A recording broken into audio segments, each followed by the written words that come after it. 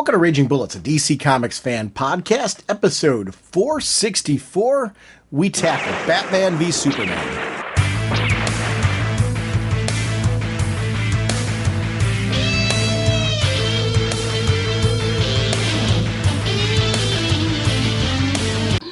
Welcome to Raging Bullets. I'm Sean Lyon, drnorge. I'm joined as always by my co-host Jim, the sensei of the whatnot Segulin, the Duke of and the elder statesman of the podcast. How's it going, eh? Jim, on this episode, we are joined once again by longtime friend of the show, Art Lyon, as we talk about Batman v Superman. And the nice part about having Art on board is this is a movie that I think everybody had their own personal experience with, whether you loved it, hated it, fell somewhere in the middle. I think everyone had a personal experience as far as what that looked like for them. So the three of us kind of take a look at the movie, share our own personal viewing experience, how we viewed it, what characters we liked, what sequences we didn't, what we had questions about all the way through, as we kind of talk beginning to end of the Batman v Superman movie. We are proud members of the Comics Podcast Network, the League of Comic Book Podcasts, and the InfiniteComics.com podcast partnership. Sponsoring this episode is once again DCBService.com and InStockTrades.com. Jim, DCBService.com, what is happening over there? Come on, bundles. We got some great rebirth bundles going on for you. You're going to get to save 60% off. It's only going to be $22.61, and you are going to get all of the rebirth titles as well as all of the number one issues for that month. Batman Rebirth, Batman 1, Green Arrow Rebirth, Green Arrow 1, Action Comics number 957, and Action Comics number 958. Same thing with Detective. You'll get both 934 and 935 of Detective. So they're really covering the new stuff coming out. So thank you, DCBS, for these bundles. Over at InStockTrades.com. I'm a huge fan of the deals of the week. That's when they start offering 50% off on all kinds of new books that have come out. The first one is the Batman Europa hardcover. This collects the whole miniseries, 50% off, only $11.49. The Robin War hardcover, 50% off, only $12.49. And for those of you that are fans with omnibuses, omnibuses are wonderful because the sheer amount of issues that they have, but they can be rather pricey. The Jeff Johns Green Lantern Omnibus Volume 3.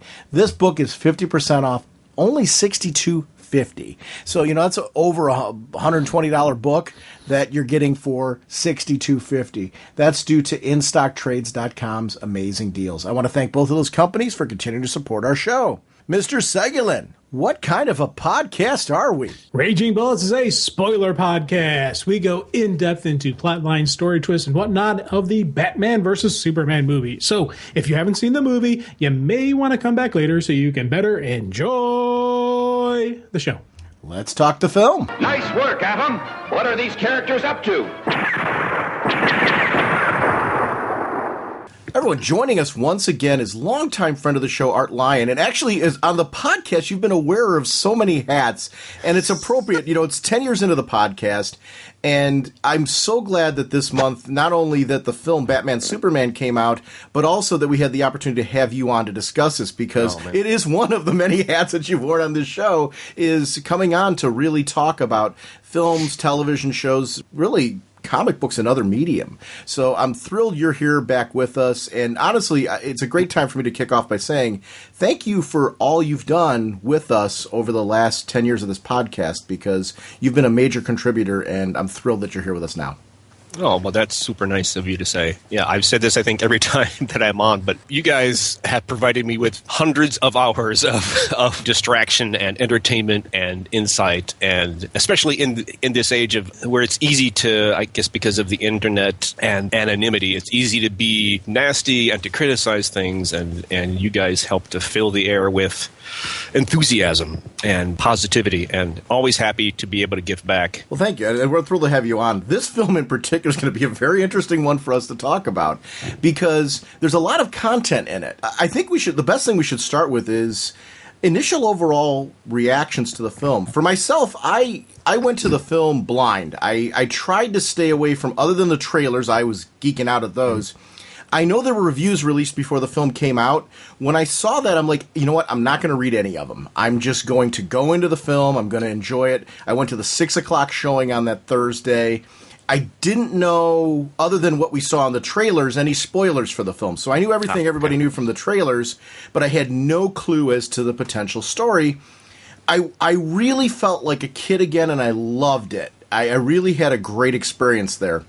I saw it the second time, and I think I had a more critical eye. I still loved it. I found some things that I want to talk about that I'm like, ooh, I wish they hadn't done that. But that's honestly true. One of my favorite films in recent memories, Batman Begins, I didn't like the whole Ra's al Ghul, I'm going to let you die sequence. I mean, that was something that bugged me. So I have sequences in this that are like that. But overall, as a film, I really enjoyed the experience, and one of the key sequences to that, I thought the handling of Wonder Woman was downright brilliant. That's my take on it. Art, where are you at on this film? Where do you kind of fall? I went into this movie with kind of dire expectations. I was really worried about it, which is not unlike actually how I went into the first Avengers movie, in the sense that I'm a huge Avengers fan, always have been, even though, I thought that Joss Whedon, was a good choice on that movie as director. I went in going, boy, this could just be a mess. And I went into this with some of that same kind of stuff, and I had heard, after the review embargo was lifted, there were a lot of negative things online, and I didn't read much of that, but it was hard to not stumble across it. And I was worried it was going to be like a really hard PG-13, and I was bringing my wife and I, and the kids went, and I was like, boy, am I going to regret bringing my kids to this? And so that's how I went in, and I guess because I went in with really deep concerns, I really enjoyed it. Looking back on it now, afterwards, I've only seen it once. I think I want to see it again, because again, when you go in with expectations, that can skew your experience of a movie. In retrospect, looking back on it, there's lots of things I have issues with, but I enjoyed it. Jim? Yeah. Let's get ready to rumble!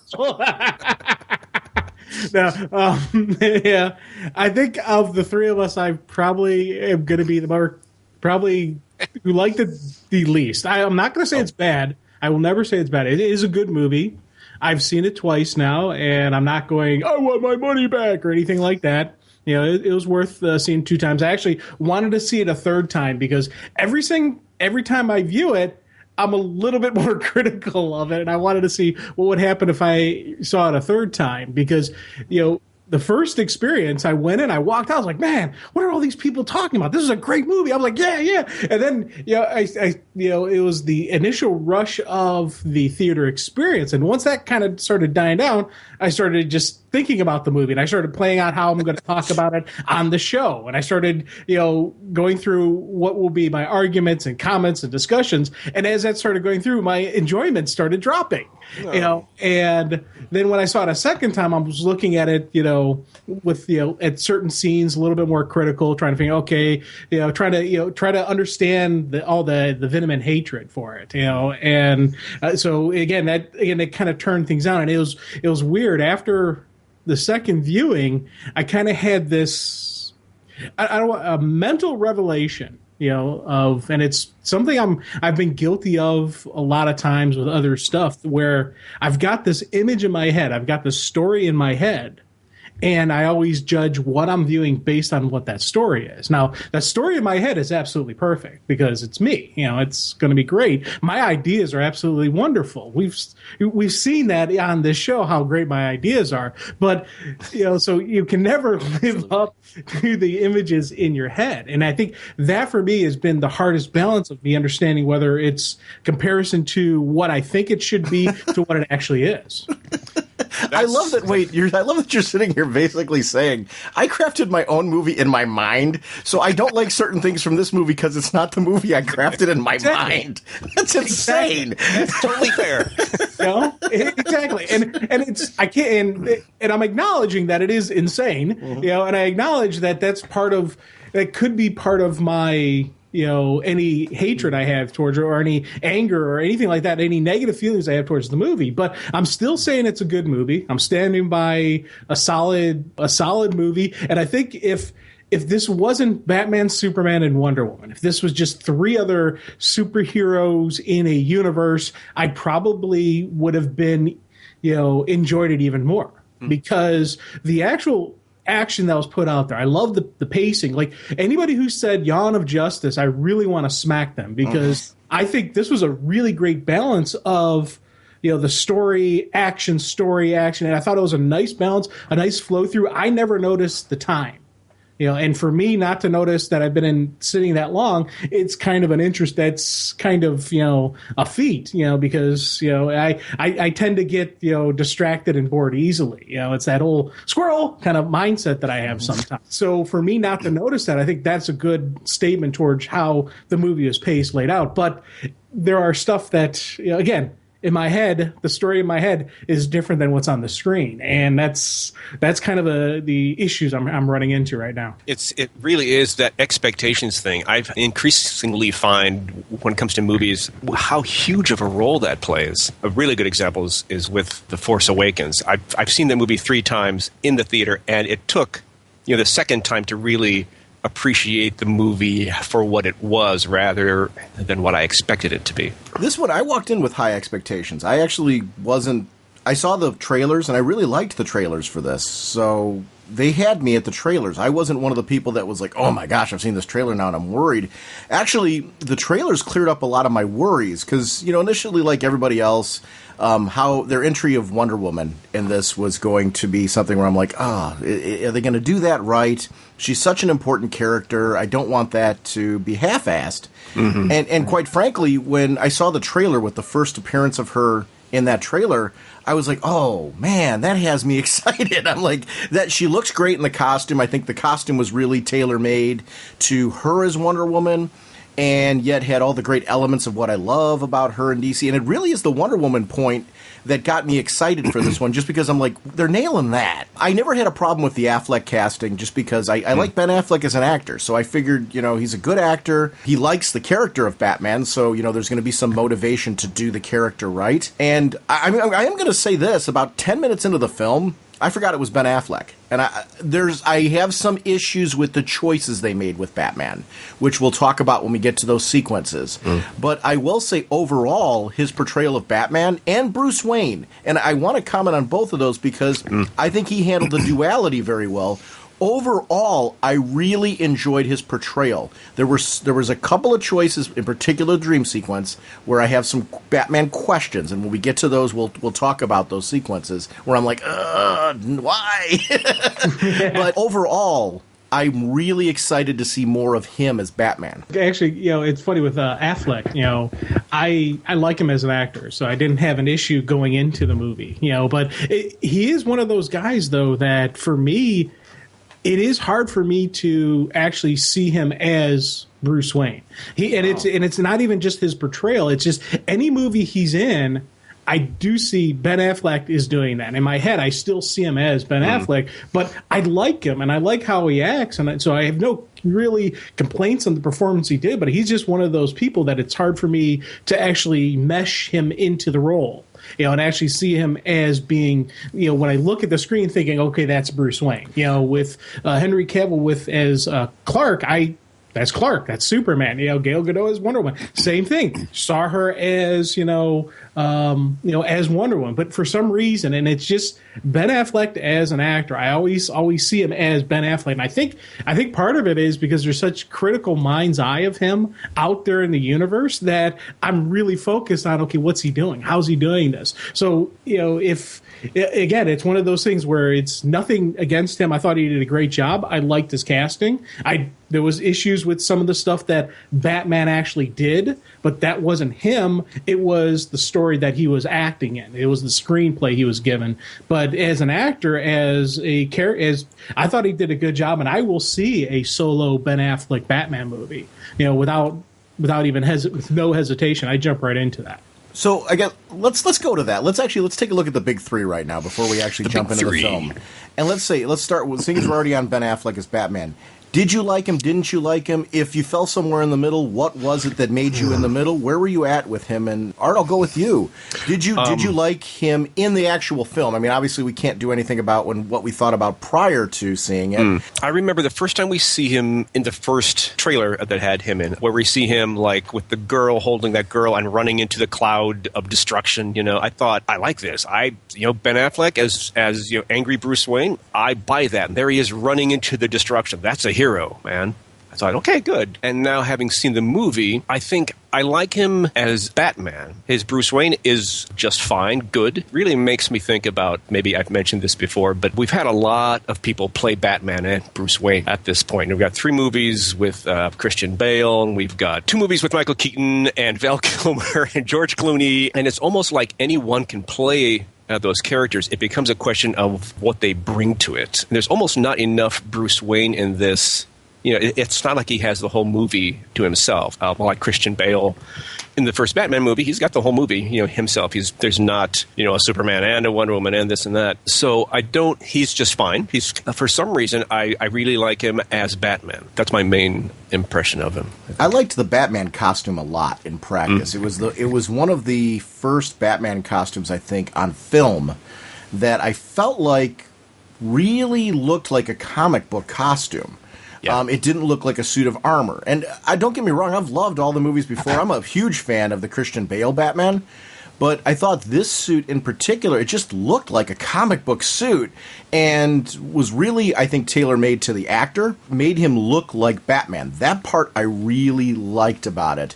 There were some choices on... I love Batman action. I love when you see the martial artist. And I thought that was done well in this film. There were some choices with regards to the violence, the Bat brand in particular. I wasn't fond of that because it just doesn't, to me, Batman branding people does not seem like, it's not my Batman. Right. And I think one of the things with this film that I really liked, Supergirl recently did introduce the concept of the DC TV being its own multiverse. And it's how I look at the films. The films are not part of the TV universe. This is its own interpretation. I'm a fan of Elseworlds and the multiverse in the comics. So that makes this work for me. I do look at this as its own universe. But even so, these are meant to be the Trinity.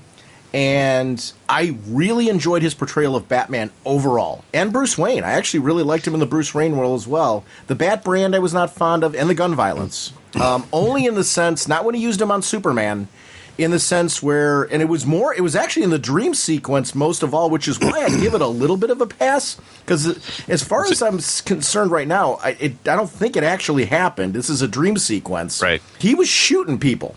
And I got a problem with Batman doing that.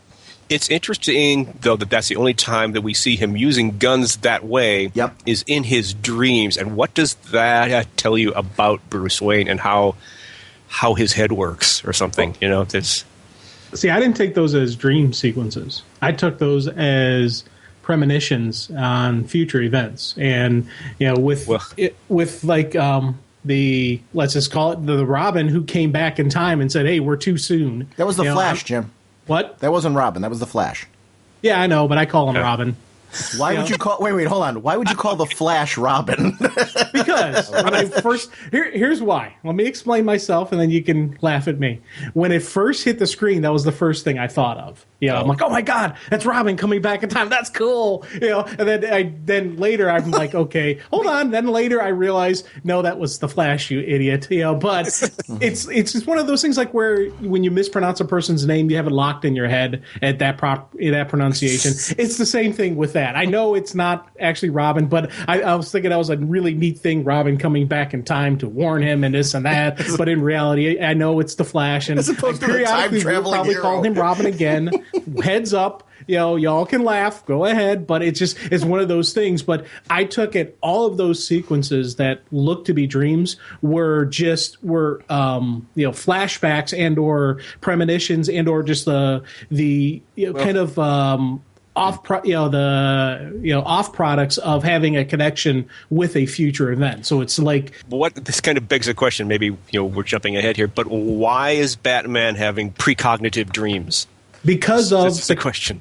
Because of the visitor from the future coming back, all kind of brought with him imagery, and it's kind of like just an aftershock of having a connection with the future stuff. That's how I personally took it. That's actually the best explanation I've heard, because it just occurred to me that when you're in a dream and the dream can feel like it's taking multiple minutes or hours, when in reality it's maybe just a few seconds of real time. You have a dream about a noise and you're running from a noise and things are happening and you wake up and it's your alarm going off, So especially since we're dealing with time travel, we assume, if the Flash arrives with a message, even if he's only there for just a few seconds, Bruce Wayne could have this dream that's influenced by this message, and in the dream it's, like an hour goes by or whatever. So, sure, I guess that makes sense. Actually, I took it as, and this actually has a comic book background. If you look at the end of the film, and I know we're jumping around, and we kind of have to with this one, Lex Luthor clearly has a strong connection with Darkseid and Apocalypse. Those files that Bruce was opening that triggered that whole sequence were Lex Luthor's files that he took off of his server. That's what triggered that whole sequence. That was Lex Luthor's connection with Apocalypse that did that. I don't take it that those are events that are very similar to any Flash event where Flash travels back through time and we see him bursting through. I don't take it that those are set in stone. Time can change. If the sequence with Clark coming up to Superman, that implies that something happens to Lois in the future. I don't think that's set in stone. Oh, no. That very much is like you guys, I don't know if you guys have played the Injustice Gods Among Us video game. A little bit. But the concept and the story behind that is it's a world where Superman's wife died, Lois Lane died, and it set Superman off on a very dark path. That is an alternate reality. That does not have to happen. I took the precognition as we need to band together so this doesn't happen. At the end of the film... So you think one of the impetuses for the dream is that he was going through a bunch of files, and not just the ones that we see, but he was looking through files, and he came across whatever information Lex Luthor knew. I don't know how Lex Luthor knows it, or I guess it could be maybe something that's subliminal in the files or something. I don't know. In the comics, they've established before that Darkseid's been able to use computers as a way to send and control, actually, all of reality. Okay. So, I mean, they've done that before. So, Mother Box is able to connect to computers. It really is a different way of looking at technology. But Final Crisis established a lot of that as being a way. The anti-life equation was sent through computers. Okay. If there's one issue I do have with the film, it really requires, especially the dream sequence in and of itself, requires a lot of comic book lore to understand what's really happening there. It wasn't well explained, I think, for a general audience to kind of go, what just happened there? I think there's probably a number of instances that are like that in the movie where things aren't explained. And, it's not like you have to explain everything to an audience, but there's like esoteric things going on that need a little explaining. And I liked those sequences, but that's because I was pulling from the comic book lore. I'm like, oh, they're doing this? I'm like, oh, that's really neat. And Lex Luthor having the files. But here's the thing. I'm pulling from my own knowledge to get to that place. Right. That needed a little bit more, I think, exposition. I like that it was a mystery, and that was what they were trying to do there. But sometimes you can make something too much of a mystery. Right. And I do feel, because I've seen now a lot of reviews that have criticized that sequence, and I kind of get it, because I'm like, I loved it, but that's because I'm connecting it to Apocalypse and Final Crisis and a major piece of comic book lore put together by Morrison that really requires a little bit of explanation. And there is such a thing as being too subtle. And I've been guilty of that as a writer and as an artist, like you expecting things to be obvious which aren't, because you haven't made them obvious. You haven't really explained them. You think you have because you know it in your head, right? Yeah, so I think the sequence for myself, I thought it was brilliant, but required a little too much prior knowledge to really grasp what was going on. There was nothing for a casual fan to know that the symbol that was on the ground was reminiscent of Darkseid.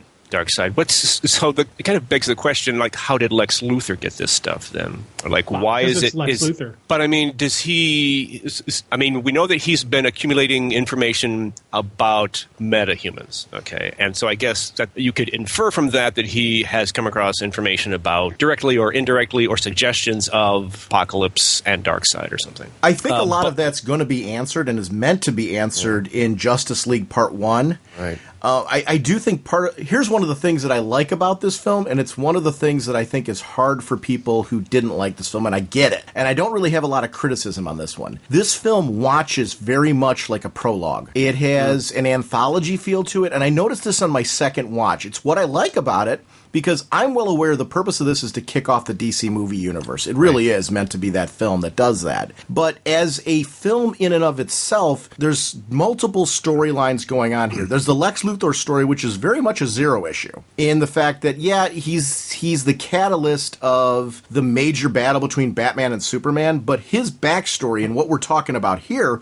really is zero issue story, where it's clear this is the end. This is almost the end credits scene that everyone was talking about they'd like to see. Would have been Batman going in, Luthor screaming that stuff, and people going like, oh my gosh, where is that going to go?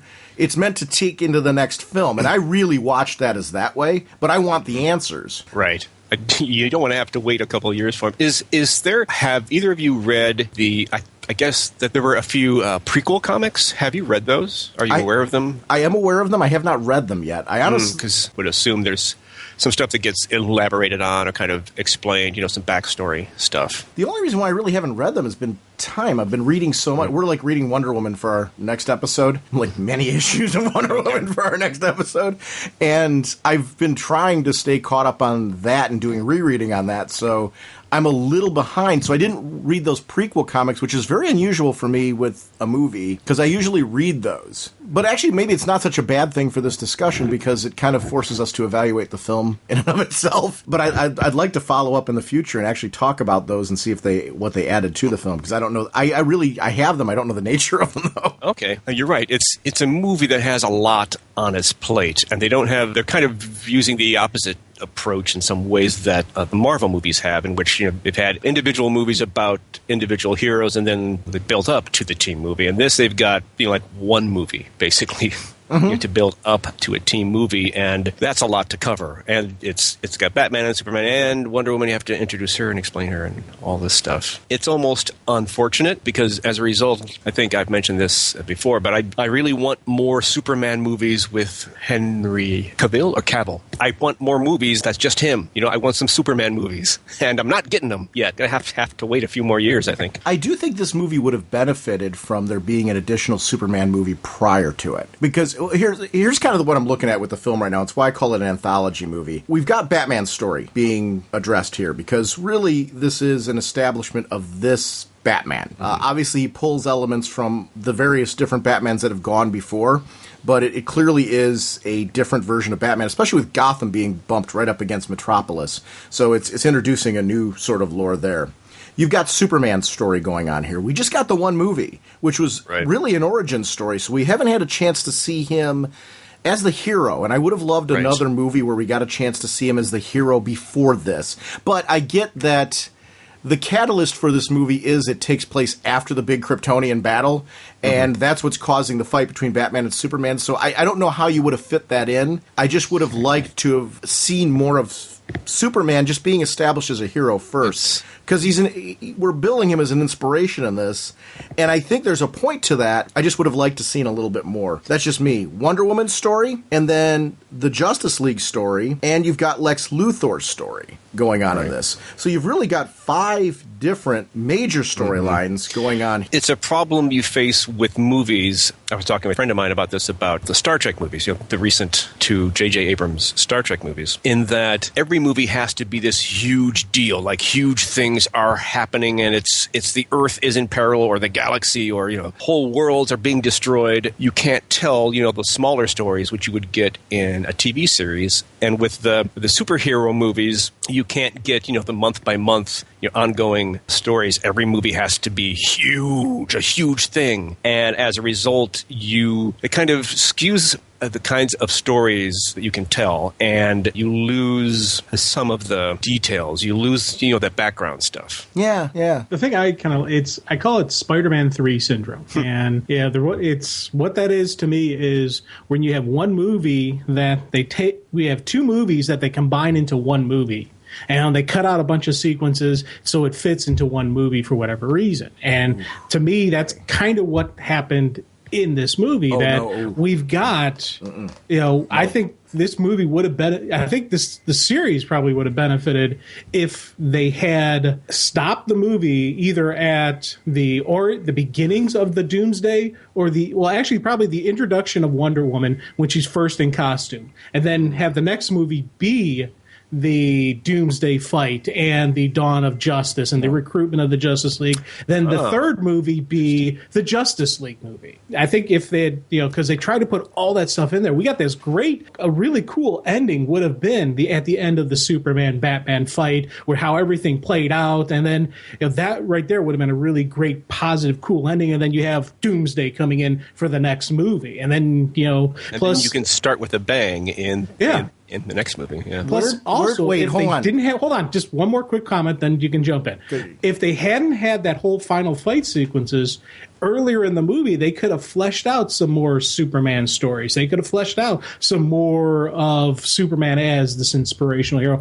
and we could have gotten a little bit more Superman in this movie. And here's where I completely disagree with you. Here's the problem with that. You would have ended the movie with what reason for Batman and Superman coming together? The fight, they're right now. Well, you end the movie with the sequence where when Wonder Woman first comes in. Final scene is she's with you. I thought she was with you. I thought that right there would have been a great way to end it. And then the next movie starts off right from that point, right into the Doomsday fight. You got the death of Superman. You'll have the rebirth of Superman. You have the birth of the Justice League for the next movie. And then the third movie is Darkseid, and Darkseid versus the Justice League. No, because here's what ends up happening with that. And I think you're making an assumption on how quickly Superman's going to return. I think we're going to see Superman's return at the end of the first Justice League film. I don't think we're going to see Superman's return right at the beginning. I think there's going to be. I think this alluded to the fact that Superman's still alive at the end, or will come back. And I might be wrong on all that. This is assumption on my part too, so I'll admit that freely. Here's the thing: at the end, the Doomsday battle I thought was pretty critical to my excitement for this movie. This movie had a lot of fun factor for me. If you'd taken out that whole Doomsday battle sequence, I would probably be saying something very different right now. This movie was a lot of fun. Here's what it got me excited for: the introduction of Wonder Woman got me excited for the Wonder Woman movie. I am tickled pink with that. And I think in order to fully be as excited as I am for the Wonder Woman movie, I needed every single sequence involving her, involving Batman, involving that mystery of what was on those files, her history. I thought establishing her longevity there the way that they did in this film, but then seeing her kicking butt on Doomsday in this film, I am on board for that Wonder Woman film. I am so excited for it. If anything that this film did really well with every single sequence it's involved her is, if you want to get people butts in seats to see that Wonder Woman movie, pretty universally, if you look at most reviews, even the most negative ones, she is being pretty much raved for her portrayal as Wonder Woman in this. So that's something I think the film did well. And that's why I refer to this film as an anthology film. I don't necessarily think of that as a negative, because when I watched it the second time through, I actually like the stories that are being developed here. But they are clearly meant to lead you into DC's slate of movies. This was meant to be the launch of this film line. So for me, if there's one thing out of this, and I'm going to actually say I'm more excited for this than Justice League right now, off of this film, the Wonder Woman movie, which is next on the slate, I'm totally on board. I know. So, they did, this movie accomplished that. Their next movie, Wonder Woman, my butt's in seat, excited for that. I don't care how people bash it. If that movie is as good as her scenes in this movie, it will blow people away. If it's half as good, it will still be good. Yeah. And I will fully give credit to those sequences, and I agree with you. Those scenes did really make me go hoorah for this Wonder Woman. I've always been a Linda Carter fan, and I was like, I don't know if we can have, and I was one of those guys approaching this going, because that's my Wonder Woman. But those fight sequences, everything you're saying with the action, I completely agree with you on that. But I just think overall story-wise, and maybe they could have even done more sequences of her out of the costume doing cool stuff. That could have actually done the exact same thing, got you excited about the Wonder Woman solo movie, and saved that whole, by taking out that Doomsday fight, you got a little bit more room in there. You could have done some more sequences with her out of the costume, show her kicking some butt in street clothes. That again. So then when you have that pop at the end of the movie of her in costume, that could send it, because both times I was in the theater, when she makes her appearance, the crowd cheers both times. Mm-hmm. Yeah. She got a pop even before the fight sequences. I think they did a pretty good job they could have done a good job setting up the Wonder Woman movie without showing her kicking Doomsday's butt. I love that she's on a plane and just basically walks off the plane like mid-flight, to join that fight, right? I mean, am I remembering the sequence right? Absolutely. Yeah. Oh, yeah. I love it. She just starts walking down the hall, and the stewardess is like, Miss? And that's it. Like, that's all we see, because that's all you have to tell us. She's leaving. She goes, she pulls her bags down, and she's just calmly walking off the plane. Right. Okay, time to throw down. I agree. That was a cool sequence. One of the things, we're jumping around here, but when it comes to Wonder Woman and Diana Prince, I think she's called that, right? She's called Miss Prince or Ms. Prince at one point, and is she called Diana? Yes. I don't think they referred to her as Diana at all. Okay. I could have swore. Who? I thought Bruce called her Diana. Who would that? Why would that be, though? Anyway, I loved when she was in her civilian guise. She always came across as sort of supremely confident, and not in a in-your-face way, like just in the way that a person who is immortal, or at least who has been around a long, long time and is a good person, would be. Like the scenes with Bruce Wayne, she almost is like patting him on the head and telling him he's cute. She's like, "You think you're smart and tough? That's cute." The actress does a great job of portraying her as just incredibly confident in her own abilities. And that's a part of why everyone's excited about a Wonder Woman movie, because I didn't know what to expect from her. I haven't really seen her in anything else, and she's great in this. She's just great. The Wonder Woman movie is meant to be a prequel to this. So at the end, in that gravesite scene where she's talking to Bruce and talks about how she stepped away from the world of man, this is somebody who clearly had a role in the world of man. And when we see her in the action sequences with Doomsday and the death sequence where Bruce is talking about bringing them together, that sequence is pretty critical to setting up her movie and why we should care about seeing it.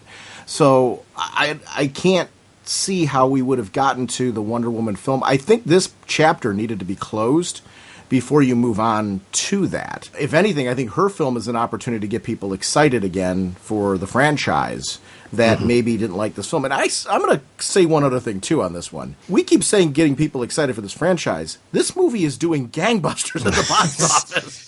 I mean, and I think we're forgetting that at this point when we're saying that. The negative reviews were out before people went to go see this movie. The movie still did gangbusters. Yeah, there was some drop-off the second week, but it was still the #1 film. So people are still going to see it in spite of the negative reviews. And worldwide, it's a record-setting movie. I mean, it's in that range where I think it's 5th best of all time or something like that. On Rotten Tomatoes, there's no other film that's ever gotten the Rotten Tomatoes score that this film's gotten, made the kind of box office that this film has. So in spite of all that, there are things drawing people into this movie. So I do think that's something well worth noting, and it's unique in what it's doing. Its worldwide box office right now, I just looked it up, is $742 million. What a failure. Come on. It's slowly approaching $1 billion. So I do knock the movie, and I understand kind of why they do. Like I said, I understand why the Doomsday sequence and why they put it in there. I don't know. Part of me, again, this goes back to that crazy thing I said at the beginning of this episode, where I've got this movie inside my head. I've got it laid out, and there are certain reasons you can't do that.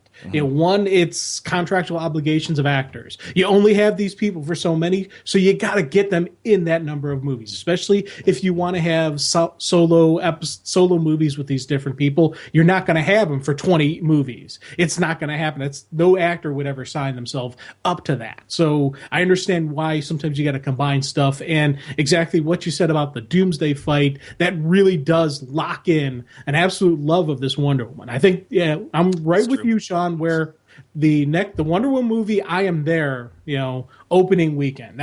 I'm there opening weekend to see it, and I'm looking forward to it because, one, it's going to be World War I, not World War II. I think that's really cool, going with the different World War. Yep. Two, I want to see how she's how she's acting back then as compared to how she is now, because hopefully they will have the character being a little bit different earlier. Maybe we're going to see why she turns her back on the world of man. Maybe it is the horrors of war or something else that happens that turns her back. That will make it more exciting why she came back now. So I think there's stuff in that movie. She's up against Ares, right? That's kind of the yes. the main bad guy, I guess. Well, and they actually show early sequences of her training as an Amazon. They show the Amazons, so we're going to actually see, Themyscira and all that, which is part of the lore that I want to see. So I'm really excited for that movie building off of this. Oh, yeah. This movie, if there's one thing this movie did, I think, to perfection, I think every sequence involving Wonder Woman, the mystery of her at the beginning, fleshing out to Bruce's discovering the files about her, which showed him her longevity, straight on through to her actual introduction and actually seeing her battle and what she brings to the table. She was holding her own like Superman was in that battle. I love that Batman had some trouble in that battle because she chops Doomsday's arm off. She sure does, and it was absolutely phenomenal. But and there's this great moment. I love this, like one of my favorite things in the movie. Superman warns her, that this is a creature from another planet, and she kind of laughs and says, "I've killed monsters from other worlds before." Yes. I love that. I love it. So all of that is one of the reasons why I'm like, if you take that sequence out, I don't know that I would be as giddy about this movie. Because I really am. I really enjoyed this film quite a bit. In spite of flaws that I found in it, I found this to be a great movie. I mean, like, my second viewing of this was not a torture viewing. I was excited to go see it again. And it really was one of those movies where I was excited to go see it again because of what it did right. There's a balance in a movie. No movie's perfect. There's things in Star Wars Force Awakens. I picked up Force Awakens on iTunes, and I couldn't wait to grab it because it was coming out the first.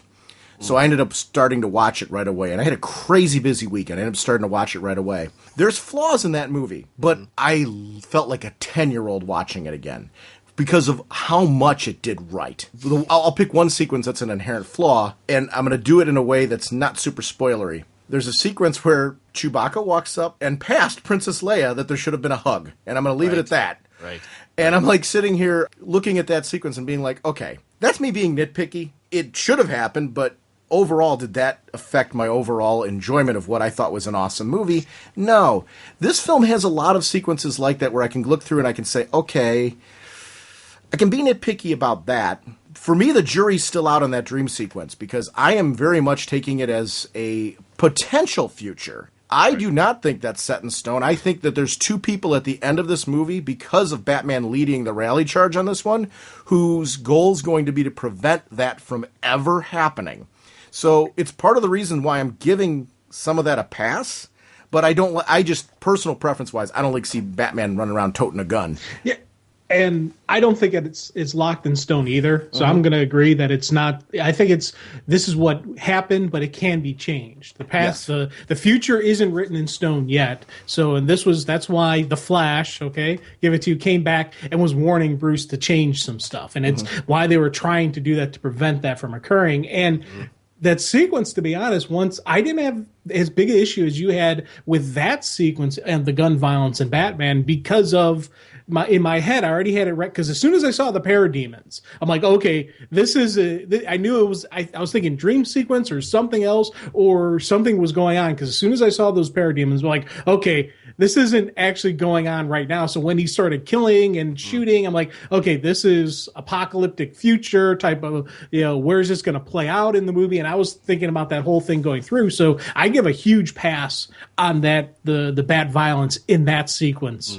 Other scenes of bat violence, I do have some issues with. Right. If he's seeing, like a possible future, like a combination of his fears and also weird, like subconscious stuff that's coming from Darkseid or Apocalypse or whatever, it's possible in an alternate future Batman where things have gone really bad that he's decided guns are okay. Like one of the things that's kind of baked into the DC universe, and this is works to the movies and the TV show's advantage, is this multiverse idea and all the Elseworlds and possible futures and stuff. Yeah, that makes sense, I think. Guys, maybe we'd be better served taking a step back a little bit and just kind of looking through some of the sequences early on that we haven't talked about, and then getting back to this point. We'll obviously gloss over the things that we talked about a little bit more in depth already.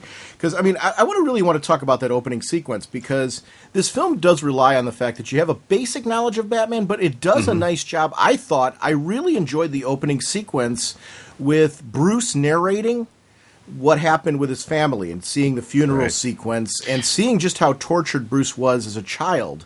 I thought it did that very well. That's my impression of it, though. What did you guys think of that opening sequence? Like it, dislike it?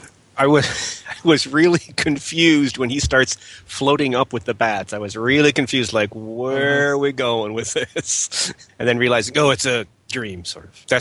That's what you're referring to, right? That's how it starts? And he said that's how the dream always goes, Oh, which is right, why right. I gave that. Right. I was thinking the same thing you were initially until he said that's how the dream always goes. And I'm like, okay, he's having this nightmare that he and we actually saw him wake up then in bed with a friend. Very Bruce Wayne. That's why there's certain sequences with him, because they were dreams, I was okay with them.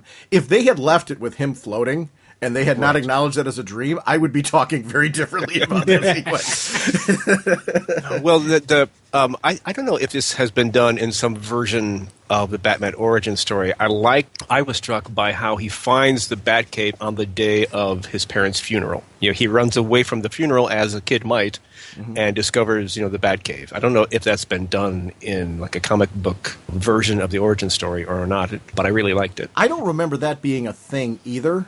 You know what? There's been so many iterations on how he's found the Batcave. It may be straight from comic book lore. I would be remiss if I try to say that I remember every single version of the Batman origin that I've read.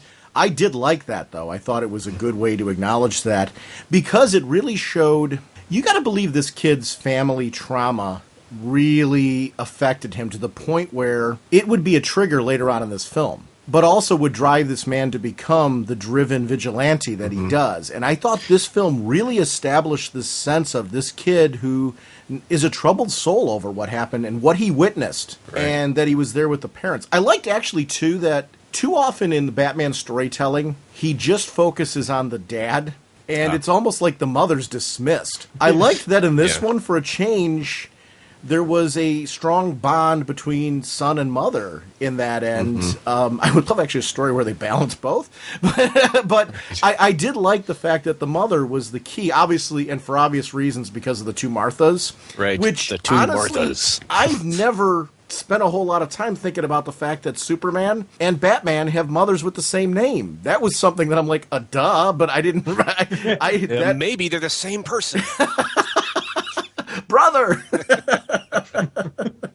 It may be that in his dream version of that is he's at the funeral and discovers the Batcave. It may not be that that's how it plays out, but in his dreams, his subconscious draws those two things together, Sure. Yeah. I don't know if that's, again, same thing where it was just in the dream is how he found it, because that's everything, or whether that's actually when he found the cave. But it almost doesn't matter.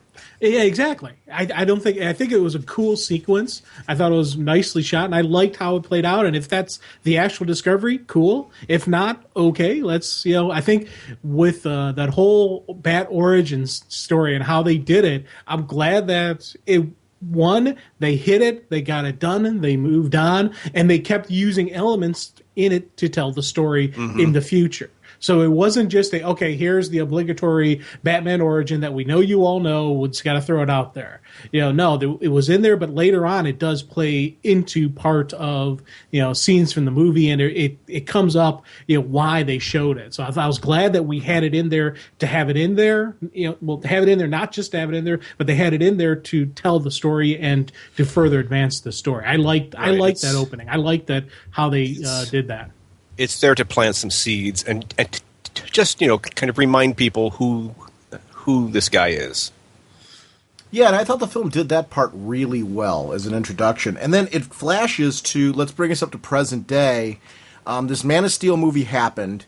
If you didn't see it, there's enough of a reminder there that will bring you into the film. You know that this battle happened. But what this does is it shows us it from Bruce's perspective.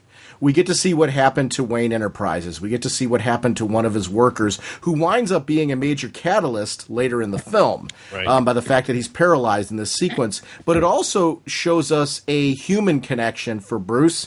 He rescues a little girl during this sequence who potentially could have been killed.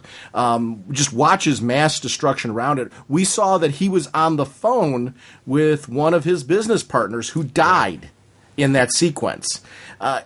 For a man who's an agent of, change in his city, where he's taken on this life calling to, I want to better Gotham. I want to prevent the death of others. I want to prevent harm from coming to others. I want to prevent massive happenings like what happened to his parents happening to other people. To witness that and be powerless to do anything to stop it, it built up this nice sequence of why this man is so driven in anger towards Superman, who he does not know personally. He does not know the man's motivations. He doesn't know what led to the battle of the Kryptonians. All he knows is that this superpowered guy's flying around, has a huge battle with people of similar superpowers. Who's good? Who's bad? How can you trust any of them when you don't know enough about them to that? That part I thought they established pretty well early on as far as a motivation piece on this end. So I didn't have a problem with the establishment of Batman's motivation. The idea of Batman wanting to kill because of that is probably the only issue I have with the whole thing. In my mind, Batman would have found another way. And that's, I don't know how you establish that in a film. You know, I think it's something more. I love DC's TV right now because of the fact that the stories are so long form. You can establish certain things that I would love for this to have been a television show. And it's, even though, Jim, I'm disagreeing with you on the fact that, like, it would have been great if this was 2 films. I would have been great if this was 6 films. But that's because I wanted, I would have been glad for a lot more exposition in a lot of areas. That doesn't work on film, though. So while I'm saying I disagree with you on the 2 film idea, as a film, I think they had to go to certain sequences they did here. The Doomsday sequence, I adamantly think they couldn't have cut from this. And I think the only way to get there was to go through the battle with Superman and Batman and get us to that point. So there are certain things that are compressed here that I, too, like you, would have liked to have seen more of, but it was a 2.5-hour movie. So, at this point, how much more can you put into this film? And would the audience have taken this being 2 movies? I don't agree. I don't think the audience would have tolerated this being 2. Because the things that people disliked, I think, were in the first half of the film. And there's apparently, like a half hour, that got chopped out, basically. Which I really want to see. Yeah. And the scenes at the beginning with Bruce in Metropolis during, the battle of Metropolis between Superman and Zod, I thought was, I guess it's kind of obvious, but a really smart way to weave things together and to help to create this idea of a unified movie universe kind of. This is another example of this expectations thing. I was expecting, in the trailer, we see him running into that cloud of destruction, which is that guy's a hero right there. He's running into danger. I was expecting, to see him do stuff in a collapsing building, right? To do, some Batman type stuff and rescue people or something. And so I guess when I saw the movie, I was actually a little disappointed in that sequence. he just kind of walks around and he rescues one girl from getting crushed. Okay, great. That's good. And he lifts the thing off a guy's leg and he's really angry. I was expecting more there, more action. But again, that's that expectations problem. See, like you, I'm always a fan of seeing heroes be heroic and do that. So I don't disagree with you on wanting to see that. Here's why I think you couldn't do that in that sequence, though. He was rushing to the building to try and do something in a building that was collapsing in front of him. So it gives you this sense of being powerless. I think for people that are powerful like that, where they can do those things, to have that choice taken from you, where you could, if you had been there 15 minutes earlier, who would have lived if you had been there 15 minutes earlier and could have evacuated? He couldn't do that because this was something that happened in front of him. So now all he's left to do is, what can I do to prevent this from happening again? And I think that's where that sequence works. I really liked the fact that when he saved the girl, he was almost crushed himself when he went to save her, because that was great to see that heroic moment. And if there's one thing exposition-wise I would have liked in the film, like you, I like seeing that these are heroes. I like seeing acts of heroism. So I was glad to see that with the girl. I would have been thrilled to see more. I don't really have an argument with that. I think the idea behind it, though, is sound in the sense that the frustration for Bruce now is, he was yelling out for that coworker because if he could have, he would have rushed into that building. He would have gone to rescue him. That choice was taken away from him. Right. And that will build up an anger and a frustration and a rage in somebody like nothing else. Right. And it reinforces the idea, which is essential in this movie, is that this is a guy who does not like to feel powerless because as a kid, he was powerless. To stop this random criminal from killing his parents. And this whole movie kind of hinges on that notion of his frustration and he's a character who really distrusts power, I think. Mm-hmm. Yeah. And it was funny because I'm going to go against something I said earlier about with him as Batman. I kept seeing Ben Affleck. I do have to admit, those sequences where he ran where he was running into the smoke, even though we saw it in a lot of the the previews and whatnot, that was a moment where I'm like, that's Batman right there. Mm-hmm. That was a very Batman-esque, just that the whole just running in that everybody else is running away from. For me, that was a really Batman scene, and it was funny because he's not in the cowl. But again, that's part of the coolness that is Batman, where he's always Batman. That is part of who he is, and seeing him do that, those were some great sequences for me because, again, for that, that opening, throughout that whole opening stuff, I was really like, oh, this is cool. I'm like, and I was laughing kind of to myself saying, okay, this is a Batman movie when Superman get here. But again, it was something they needed to have in there because we already had the previous Superman. We got to get this quick, get the intro in, get us comfortable with him as Batman, get him interested in as to why his motivation, etc. So I was like, those were for me, some really cool Batman moments. Well, the movie is called Batman V Superman. Yeah, I know. Called Superman. But still, man, it's Superman. I want a movie that has the composite Superman in it. Batman is Superman. That's what I meant in the beginning when I said that about 10 minutes in, I forgot that it was Ben Affleck. And it was that sequence in particular because we go from the narration in the beginning where we see this kid running off in turmoil because he was powerless and he was afraid and his parents were killed in front of him. I thought the film established that really well when in doing that and then jumping to the sequence where you've got this kid who's now an adult that we know became Batman. And it does expect you to fill in a lot of the blanks in between, but I think there's a point to that. It's like, okay, we just recently had 3 Batman movies with Christian Bale. If you don't understand the basics of the fact that this kid grows up to be Batman at this point, and there's Gotham going on, and I mean, there's a lot of content around that. I'm glad they actually moved through that, but used it as an establishing of young kid, went through turmoil. As an adult, we've now seen turmoil, but this is somebody who could have done something about it. And when that choice is taken away, now we're angry. I thought that part was really well established in the beginning as far as a pacing of a sequence goes. And I thought Affleck played that off brilliantly. Well, and I can't remember how the sequence goes, but we get, his dream sequence, and then, there's probably maybe some snippets of scenes in between, but then we get, this flashback scenes of him in Metropolis, right? And the fact that those scenes are close together, like really establishing, as a kid, he was powerless, and now again, as an adult, he has these huge responsibilities. He feels responsible, for everyone in that building, all of his employees, and that's a thing that's been established in previous Batman movies is how he protects his employees, and he's powerless again, and it's a smart move, to put those two scenes essentially back to back. When we flash to the sequence with Lois Lane in Africa, and it was something you said before, Art, about wanting to see more of Superman or see more of the hero. I really enjoy Amy Adams as Lois Lane. I think she's very good in the role. Great. And I think what they've done here with her is terrific. I almost wish after this, we're doing the Death of Superman storyline, obviously, is what they've done here. And I was really, it's a bold thing to do on screen.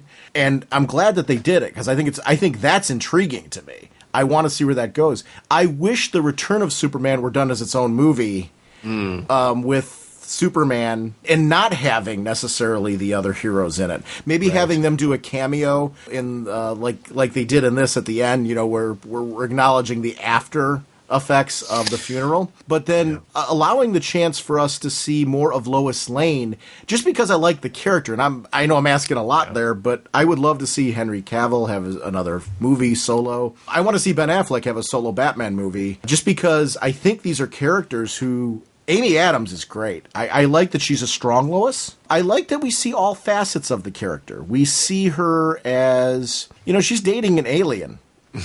I mean, that is something that she's watching in today's media, him get trashed. And having to support somebody through that and try to maintain a relationship through that. I like that the effect that media has and the world in general has on a relationship like that, and would have on Superman, no matter how good this guy is, it would affect him because he's trying to do the right thing, but basically he's being told by so many, so publicly, that he's not.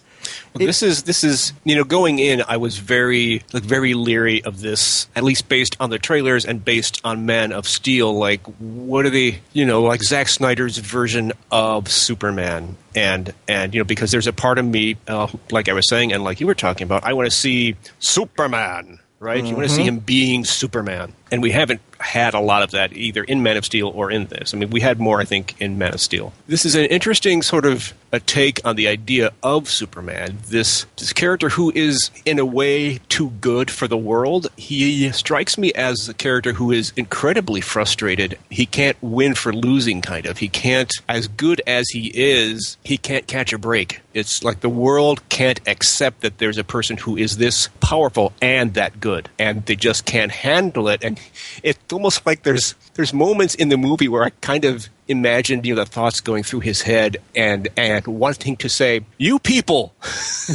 I'm just trying to do stuff that helps people, and I can't catch a break." And it's almost like at the end when he sacrifices himself, basically. Yes. He flies that spear into Doomsday. It's almost like he's saying, I don't know what to do. I've kind of had it. I'm going to do this one thing, even if it kills me, because I don't know what to do, but this is the thing that has to be done. I did like, though, the movie did bookend this really well. When he's talking to Amy Adams in that whole bathtub sequence, and they're talking about whether or not this is really his home, he's questioning that because of the fact that people have seemingly, and that's part of the danger of today's media, right? It tries to pretend that it represents everybody, when often it doesn't. Negative viewpoints, positive viewpoints, whatever, don't represent everybody. There's, a lot of independent thought out there. So in Superman's case, he doesn't realize it. He's inspired more people that he's realized. Right, yeah. And this is home for him, good and bad. And home a lot of times has good and bad with it.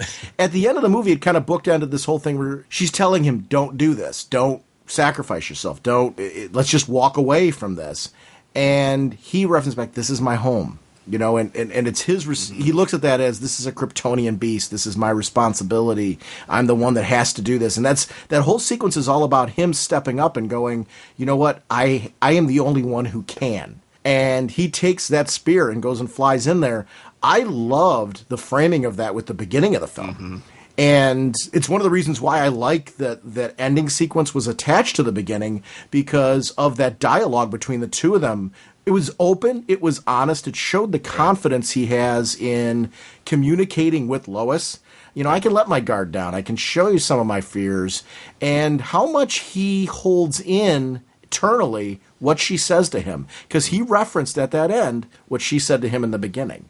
And I loved that those two pieces were connected. If you only have a couple scenes to establish what their relationship is, I think that they do an excellent job of that.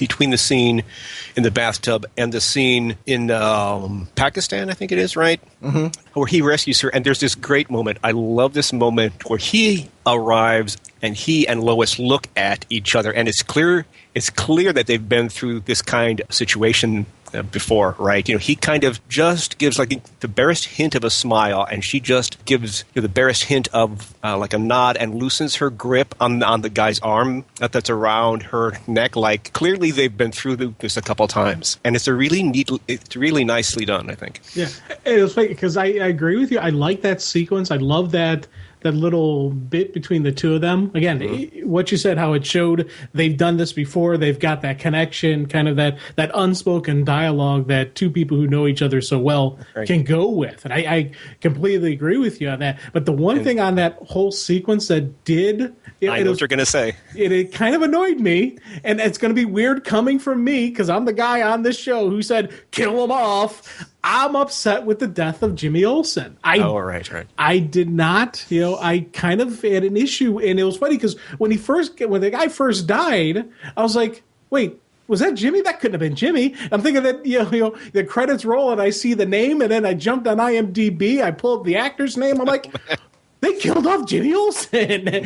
I think that for me, because when the scene was first coming out, I didn't think it was Olsen. I just figured it was just because it turned out to be a CIA guy. I figured it was just somebody else there, and I didn't think of it as Jimmy Olsen. So that whole sequence, the first time I watched it, I was like, man, this is cool. This is awesome. I was like, yeah. And then when I realized who that was, and I realized everything, that kind of changed my viewing of that scene. And this again is another one of those moments where in my head I wish they would have done something a little differently. I wish they could have still kept in that really cool sequence where Lois and Clark have that moment, but they could have brought in Clark just a second sooner and he could have caught the bullet. I think that would have been a neat thing where the guy shoots Olsen, he catches the bullet, and then he tosses the bullet to Jimmy. So you still have that bullet in play because that bullet's important. You got to have the bullet around. Right. But, I think they still could have had, something a little different in that sequence. Again, that was another. Well, here's my only issue with the sequence. Honestly, I don't have an issue with any part of that sequence except for the fact that it didn't need to be Jimmy. Right. It didn't have to be Jimmy. I think that there's a part of Zack Snyder who does not like, the cornier, I put that in quotation marks, the cornier aspects of these characters. And to him, my impression is to him, Jimmy Olsen is a dumb character, I think. Why else would you kill him off? And without even introducing him, it's not like it's even a dramatic moment where, oh no, they killed Jimmy. It's more like, a guy died. Wait, that was Jimmy? Yeah, well, and to your point, that could have been just cameraman A. It didn't need to be Jimmy. It added nothing to that sequence with it being Jimmy. I actually really liked the sequence. My only issue, and I actually firmly agree with this, why did it have to be Jimmy? I didn't understand that choice. I actually don't dislike anything about the sequence other than the fact that you really should take the name off of the guy and put Bob. Yeah, Bob. Bob would have been great. Bob. Yeah. No, just because there was really no emotional connection. Although, as we all know from Jimmy Olsen comic books, there have been many times when he has had superpowers. So maybe that's like his maybe there's 3 of him out there, right? No, I don't think they're going to do that, and I don't think they're going to change the name of the guy after the fact. Nope. And it's again, it was. There's another issue I have with that sequence, the stuff in Pakistan, is how Superman, when it's down to him and Lois and the rebel leader guy, and he plows that guy through the wall, and we're left, to assume that he didn't kill him.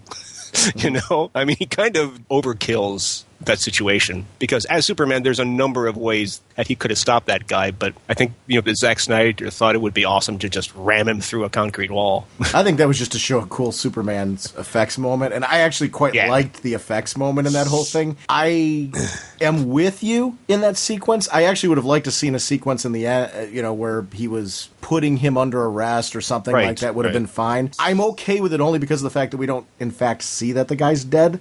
Right. Just assume that he's really hurt. He later on, Lois, when the bathtub sequence, he says, hey, I didn't kill the guy. Right. So there is confirmation from Superman that he didn't kill the guy. But the thing is, that one later on, that testimony before the hearing, that one lady who was from that village, she went on to testify that after he left, all hell broke loose, even worse than the shooting that they showed. That Superman appearance sparked something even greater. And I think that's something that probably got cut, probably film that got cut that I wish, again, it's that furthering the story that they have to pick stuff that gets cut and stuff that doesn't. Right. And I'm, because, when her testimony, she's talking about the village, how everything went to chaos and this and that, after Superman did his thing, that warlord got really PO'd. He went on a killing spree of his village. And it's kind of like that parts from that Superman for Tomorrow, the Azzarello story, where Jim, how do we know that wasn't Lex's people that caused that Again, turmoil? it could have been Lex's people. Right.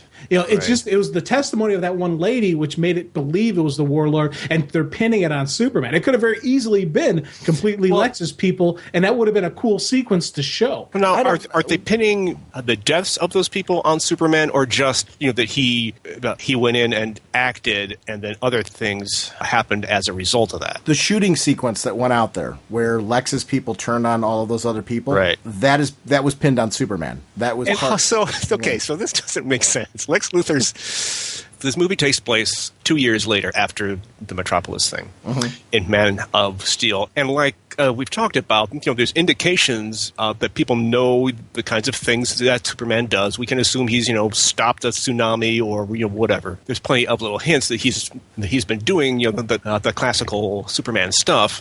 Like, why would anyone believe that people killed with guns was done by Superman? Like, how does that work? See, I'm going back to the one lady's testimony before the committee. I don't think it was just that sequence that we saw. I thought there's violence beyond that sequence. That's how I took her testimony and took her hearings. It's the whole, how much can Superman act? How much should he act? This is a foreign country's politics. How much should he have gotten there? Throwing back to the Azarella story where he gets involved and he shouldn't have gotten involved, or should he? The idea is that Lex is just trying to reinforce this narrative of bad things happen around Superman, basically. Exactly, and I think either they filmed the scenes and had to cut them, or they never filmed them. But I wish this is something I wish they could have fleshed out a little bit more, because again, it was a 2.5 hour movie. I'm going by my opinions. I don't have factual information to back what I think is going on here. Well, no, they were pretty clear in the testimony that Superman was responsible for killing all of those people when he rescued Lois. Because they were saying basically that he played judge, jury, and executioner, which he did not do. He rescued Lois. That was all he did. He flew in and rescued Lois. He did not kill the people that were out there. That was done before his arrival. They blamed him specifically for murdering all those people, saying, who is he to play God? And how do we police him? That just doesn't make any sense. I mean, to me, I don't know why anyone would think that Superman killed a bunch of people using a gun. You know what I mean? Well, you got to remember, Lex's people it was established very quickly that those were in fact Lex's people that were doing that. So by establishing the fact that Lex put that whole song and dance on, he also was responsible for what that looked like. I mean, you're obviously left to assume a lot that happened off scene and off camera. Right, yeah. But he establishes very early on that he has and owns a number of media outlets. Lex and Bruce and people like that own the media, and they control the media. He walked in specifically into the courtroom, blew up the courtroom for the purpose, again, of framing Superman. So this is not something that is done in a done in one. They established later on that Lex was directly involved in setting off another sequence to incite fear at Superman's expense. Because Superman looks like the guilty party because of the fact that the courtroom was blown up, and this is a guy who's got heat vision. Right. Well, if the public is aware of his heroic acts and aware of his MO, like, why would they think that he blew up something? I mean, he's not known for blowing up things. But in this world, keep in mind, we're going off the movie universe. So much of what we've said through this is we'd like to see more of Superman's heroic acts. All we've seen on screen is his battles with the Kryptonians and Legends. And we get a few flashes in this movie of the girl in the burning building in Mexico and the people on top of their flooded houses and the Russian rocket, I think. Right. Yeah. But during all that happening, there's already a smear campaign in the fact that, he does these good things. And actually, they do establish that in that court sequence. They say, yes, look at all these nice things that he's doing, but does that give him the right to do this, this, and this? Right. Which we know as viewers he didn't do. But the people who are watching it don't know because they're being fed information through the media. And as we know, honestly, there's three people that can attest to this. The internet nowadays, your TMZ mentality nowadays, you get short snippets of facts and people take that as gospel. How often do people actually go then and try to get all of the details, all of the facts. The bullet thing. That doesn't happen very often that people read full articles. They read the headline, the tagline. Right. Superman, part of massive destruction in Pakistan. Right. Many dead. It may be that most people don't know that those people were killed by guns. Right. This film in and of itself is a response to today's society. What if Superman was alive and doing this in today's society? Whether you like that or not, as far as an approach, that's what they're trying to do here with this. And I thought that worked really well because our media and and when I say media, I'm not just talking about news. I'm talking about Twitter, Facebook,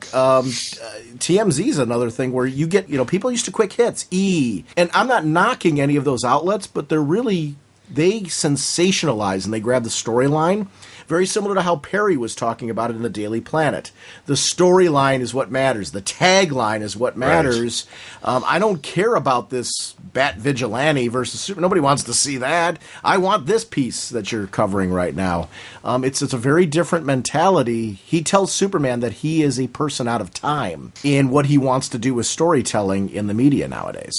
And I think it's interesting commentary. I'll use that as a chance to interject. I really like Lawrence Fishburne as Perry White in this movie. Mm-hmm. In Man of Steel, I don't like we got enough of him, but here we get some really good scenes with him, and I think he makes a great Perry White. I wish there'd been another Superman movie before this. I really do. It doesn't take anything away from this movie for me, but I think a lot of the things that we're talking about are wish lists for a Superman movie that I would have liked to have seen just a chance to see more of these characters fleshed out a bit before we hit this point.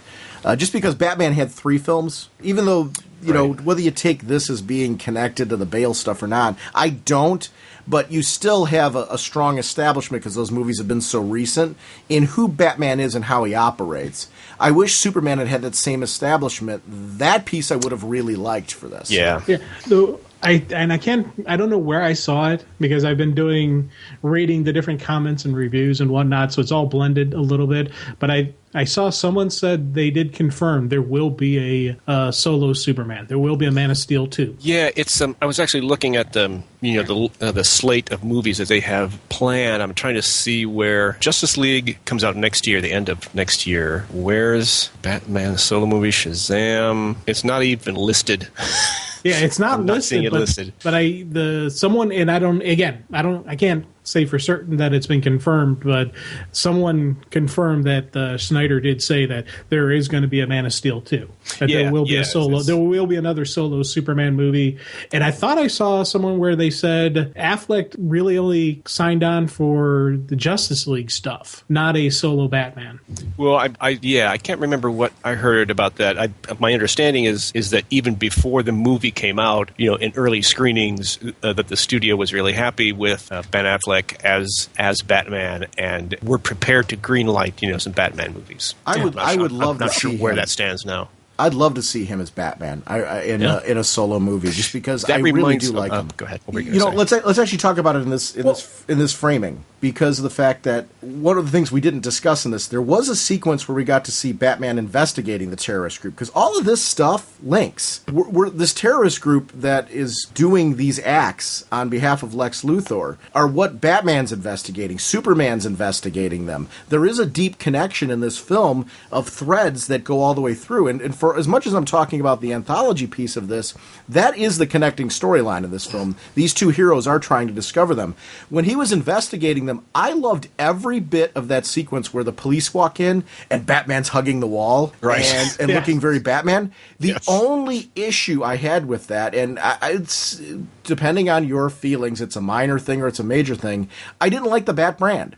He doesn't kill anybody with it, so I'm fine with that part of it, because it's not killing somebody. I just don't see Batman being this torture person. I mean, it's not a thing that I was fond of. That would be I felt it was unnecessary, because in and of itself, by the fact, I would have loved if he punched that and left it on the wall. Cool. He's leaving the bat symbol behind to let people know this is his work, and to send a message to the criminals. I get that. I actually don't mind it used for that purpose when he punched it into the wall for Lex. I quite liked that. I wish wish it had been done here instead of branding them, because I just don't. It's admittedly it's not my Batman, and that's my issue with it. But it's interesting that you mentioned him punching it into the wall at the end of the movie. There's not much. There's little hints at the end of the movie that Bruce/Batman has changing his ways. Mm-hmm. There's little hints of it at the funeral, and he could just as easily have branded Lex. Yes. I mean, like, why not? There's just like a couple little hints that maybe he's like stepping back from that now. He's kind of like shifting from the kill Batman to the no kill Batman. And that was something that I kind of, the level of violence and Batman actually killing people. Who did he kill? Well, when you blow up, hold on. When you're flying in the Batjet and you blow up a truck that has a driver in it, because the second time I watched, I made sure I looked and I saw someone behind the driver's seat. When that truck blew up, that dude died. There's no way you're going to survive that. Plus, the guys who were hiding next to the truck also died. Those were a couple of the sequences. They were obvious. There's no way a vehicle or something would explode. There's no way a person would have survived that. He is a little gun happy in this movie. Yeah. Now, a couple of I did like later on in the movie when he threw the devices that hit the guns and they made them drop the guns. That was cool. That was the beginning, kind of like the birth of the no-kill Batman. That was near the end of the movie. But in the beginning, I'm thinking he's taken some lives. Well, here's something to think about in terms of if he's a changed man by the end of the movie. Like, what if realizing he has to come to terms with the fact that he became so completely like hell-bent on destroying Superman, only to realize at the end that by the end that he has to realize that he made a terrible mistake and that he was obsessed and he went way too far. And it's not really addressed in this movie, but like I said, there's those a couple hints at the end that maybe he's rethinking this now, and that he feels he is in part guilty for Superman's death, you could argue, because he helped to weaken him. The killing part with Batman, any of those sequences, is really my only issue with it. I honestly have less issue with him. This is going to seem like a contradiction. I have less issue with him using the bat plane and blowing things up when it's that big of a scale, because you've got one man fighting against that insurmountable of odds, than I do when there's hand-to-hand combat and neck snapping. And I know that's a double standard, it really is, because I actually would prefer neither. So I will say that as I say it.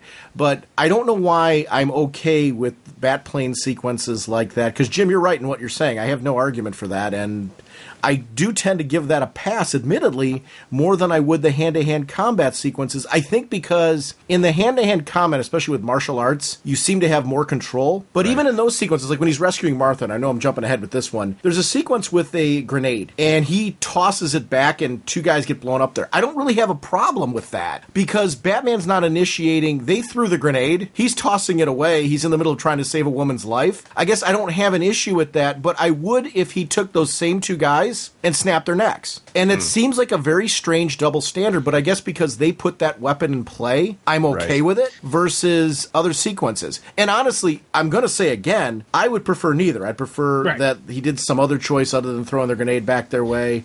I would prefer that he did some other choice other than the bat plane the way that it was. So I don't necessarily disagree that those are things we should be looking at and criticizing, because quite frankly, I like a no-kill Batman. But I also like the concept in this that Superman leads as an agent of change. It's interesting because it's Batman, that any of the killing with Batman is something that I do have some issues with. That being said, the Martha sequence that I'm referencing, where there is the grenade throwing and stuff, I actually quite love the Martha rescue because of some of the toys that he used. Well, it's every movie that Batman is in, you have to have like one good extended hand-to-hand and fight scene in which you're kind of blown away by how experienced this guy is. Yes. I mean, the way that he moves through that building and uses every resource against those guys it's just great. It really is good. And it's funny with that, the hand grenade sequence. I did have an issue with it, and then like you, I'm of the no kill code, and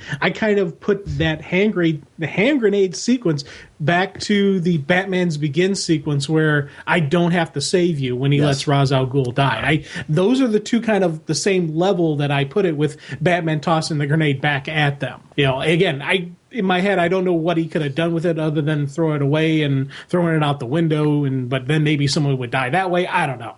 But again, it's one of those scenes where I was glad we did get moments where they don't show him as a killing machine. Yep. Because that's the thing that the darkness of this whole series, that we've had with Superman, snapping necks. Granted, it was General Zod, and he had no way, and that discussion's gone long done, but there is this level that I think that has kind of been thrown out. And when Man of Steel first came out, I put that aside. I said, hey, it's a little different. That's cool. This is an Elseworld, and I was kind of pushing off. And then as this story is going on, after my second watch through, I had something that kind of triggered in my head. And I to be honest, I can't 100% say this is the case. I'm still looking. I'm still thinking about it. I'm thinking that's part of the reason I want to see this movie a third time, just to make sure.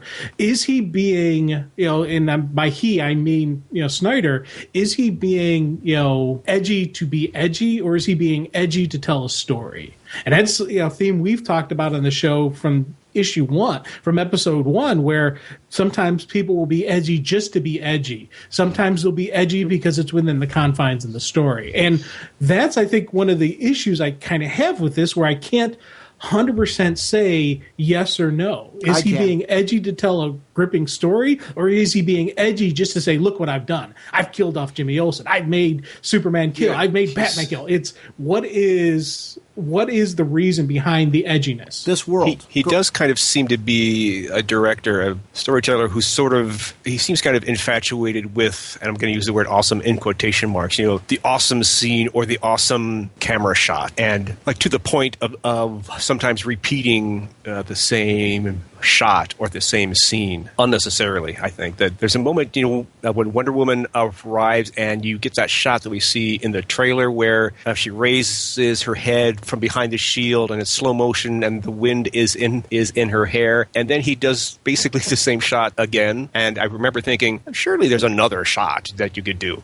So he does seem like a director who really likes the awesome shot and the awesome scene, and I think that sometimes that gets in the way of maybe a better way of doing things. But you were going to say something on that, Sean. I do think, though, I don't think he's being edgy for the sake of being edgy, although I say everything you said cinematically about him, it's very true of his films. And actually, I actually quite like how he handles his films for that reason. Mm-hmm. But I think part of the problem here is his story as well. He's trying to tell a certain story about today's society and media and how it would affect these heroes. And I think what he's trying to do with that is smart, because I think it is I'm a huge fan of the Christopher Reeve Superman movies. I love that character. I'm a fan of the George Reeves. I'm a fan of Smallville. I'm a fan of Lois and Clark. Superman's been portrayed in the media in a lot of different ways. I love the old audio serials and movie serials like the Fleischer cartoons. So there's a lot of diverse takes in Superman and what I just mentioned there. This one is really kind of a look at how would today's society affect him. It's also how would it affect Batman. I think there's a danger with that if you sometimes forget some of the core elements of those characters. Mm-hmm. And like one thing I think we're all in common here is it would have been great to have a little bit more Superman before this. And I don't think you can do much more in this film. It's a 2.5-hour film already. There's things that we wanted established in a lot of these characters from the Superman universe that this film would have benefited from a second Superman movie. So I think that's a piece that I don't think any of us would disagree in. And it kind of feeds into a lot of Jim's wanting more establishment in dividing this into two films. But I think also in the case of characters like Batman and Wonder Woman and stuff like that, his story here overtakes the fact, but wait, this is Batman. At some point in time, somebody should have taken a look at that, including him, and gone, this is Batman. We can probably do the same thing we're trying to do here with a few little tiny tweaks, because really, there's very little in those sequences that I have issue with. If you take a look at that, the battle to save Martha, to the point with the grenade, we're talking about a tossing of a grenade. That's a single, very isolated, very quick sequence that could have easily been a Bat gadget. Right. That contained the two in some way. Because look how much we're geeking out over that gadget with the guns. Yeah. That was incredible. When he came in and then came bursting out. and started fighting them, that whole sequence was incredible. So the grenade thing, for me, it stood out like it did for everybody here, but could have been tweaked just a little bit. You still get the flashy sequence that he likes to do without doing the killing piece that you didn't really need to do. Yeah, those are conscious choices. And it seems like, they're trying to construct a DC movie universe, which is, and, this is a word I don't like using when it comes to art, but like a realistic world in which, obviously, like I was saying earlier, a world in which, like a world that's not really ready to accept a Superman, a world in which a Superman who is that powerful and that good is hard to accept, and a world in which a Batman who's been at this, as of this movie, he's been at this for 20 years, right? Yes. Yeah, that's a long time to be doing that. And it's almost like, the Metropolis thing is like the last straw for him, and also an opportunity for him to refocus, And I can't tell in this universe if he was Batman and stopped and then came back, or if he's doing it essentially nonstop. But it's a world where, maybe a Batman who's been doing this for 20 years, maybe he had to bend the rules here and there, and has gone down a road, slowly but surely, in which guns aren't as big a deal to him. And now maybe because of the events in this movie, he's had to step back and go, okay, wait, whoa. It is more of a take on Dark Knight Returns than it is on current DC or an older generation Batman.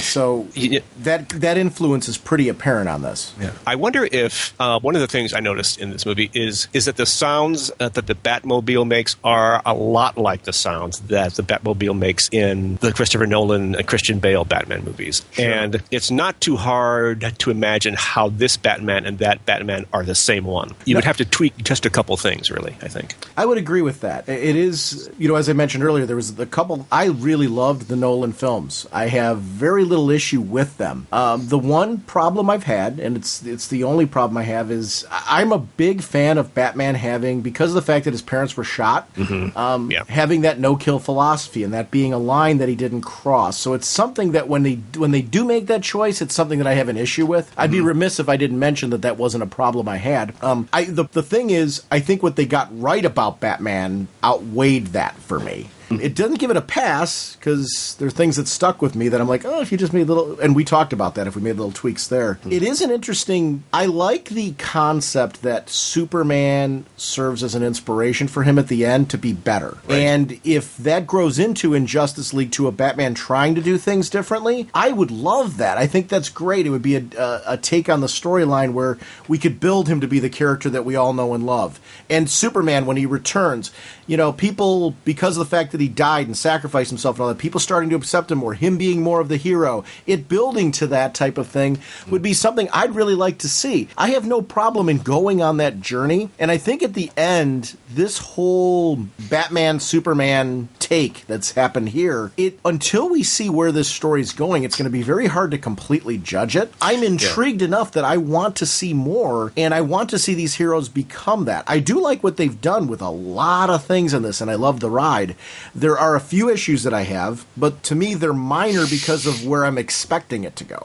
Expectations are biggie. I'm very curious to see, in this the first Justice League movie, like when Superman comes back. I assume that's the movie, that he'll come back in. Does he come back early on? Is it, at the end near the climax, and then we get a solo Superman movie after that or something? I really hope they're not going for an Injustice storyline with Superman. That would not make me happy. Oh yeah, I agree. I do not want an Injustice storyline with him. I totally agree with you on that. That would be. I took that as a dream sequence of a potential future, and I honestly think that shook Bruce up enough that's inspiring him to pull everyone together in the way that he's mentioning at the end, to prevent that from happening, not to let it happen. Right. Yeah, I don't think we're going to get the Injustice, but I think we're going to get Superman back next movie. I'm thinking either middle of the movie or near the end when Darkseid arrives. And that's, I think we're going to get the recruitment of the Justice League. I'm seeing as being Bruce and Diana doing it. That makes sense. they pull the unit together, and then when Darkseid shows up, that's when Superman comes back. Now, the question I have running through my head is, how much are they going to show of his return? How much of is it going to be,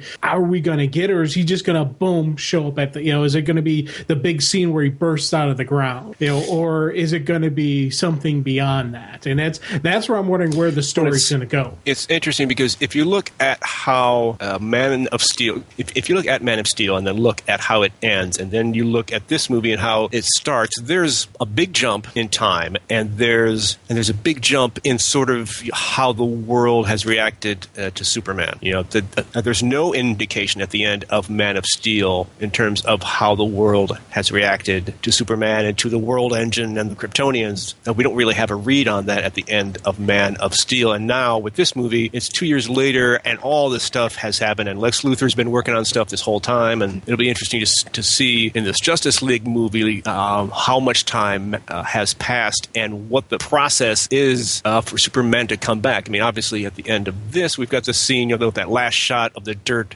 rising up off of the surface of his coffin, but it can't be that simple, right? I hope it's not, actually, because it's a missed opportunity. Yeah, I know. That's why I'm wondering what the process is going to be. Because, again, you think back to in the comic book, it was the fact that the worst thing you could do to a Kryptonian is bury him in the ground. You got to put him in the sunlight. You let him hit, get the ray, the energy from the sun hitting him, and that's the best way to bring him back. So if he just bursts from the ground, that'll be a missed opportunity. But again, who digs him up? How do they know to dig him up? How the whatnot behind the return is going to be the kind of a neat part of it. You could also read that shot of the dirt like rising up off the coffin. You could also read that as symbolic of his spirit rising up out of. I mean, he's dead, and that's just like a metaphorical indication of his spirit leaving his body or something. Because you're right, it can't be. I mean, it can't be as simple as just. I mean, like if he's in the coffin, how is he going to regenerate? Because there's no sun on him. So,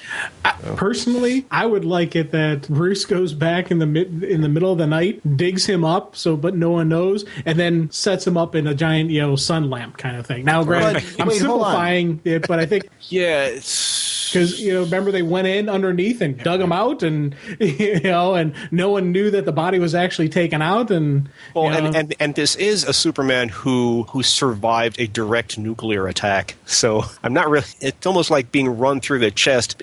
Not so bad, really. Actually, that sequence, though, to your point, Art, did introduce the concept that the sunlight is able to regenerate him. Right. Yeah. Because if you saw his condition in that one. Yeah. He looked dead. And honestly, in the movie theater I was in, when he regenerated, there was an applause. People were screaming and there was an applause. That's great. So, that's great. For all the negativity with this, I was in a packed house. Actually, Jim was out your way in Valley View.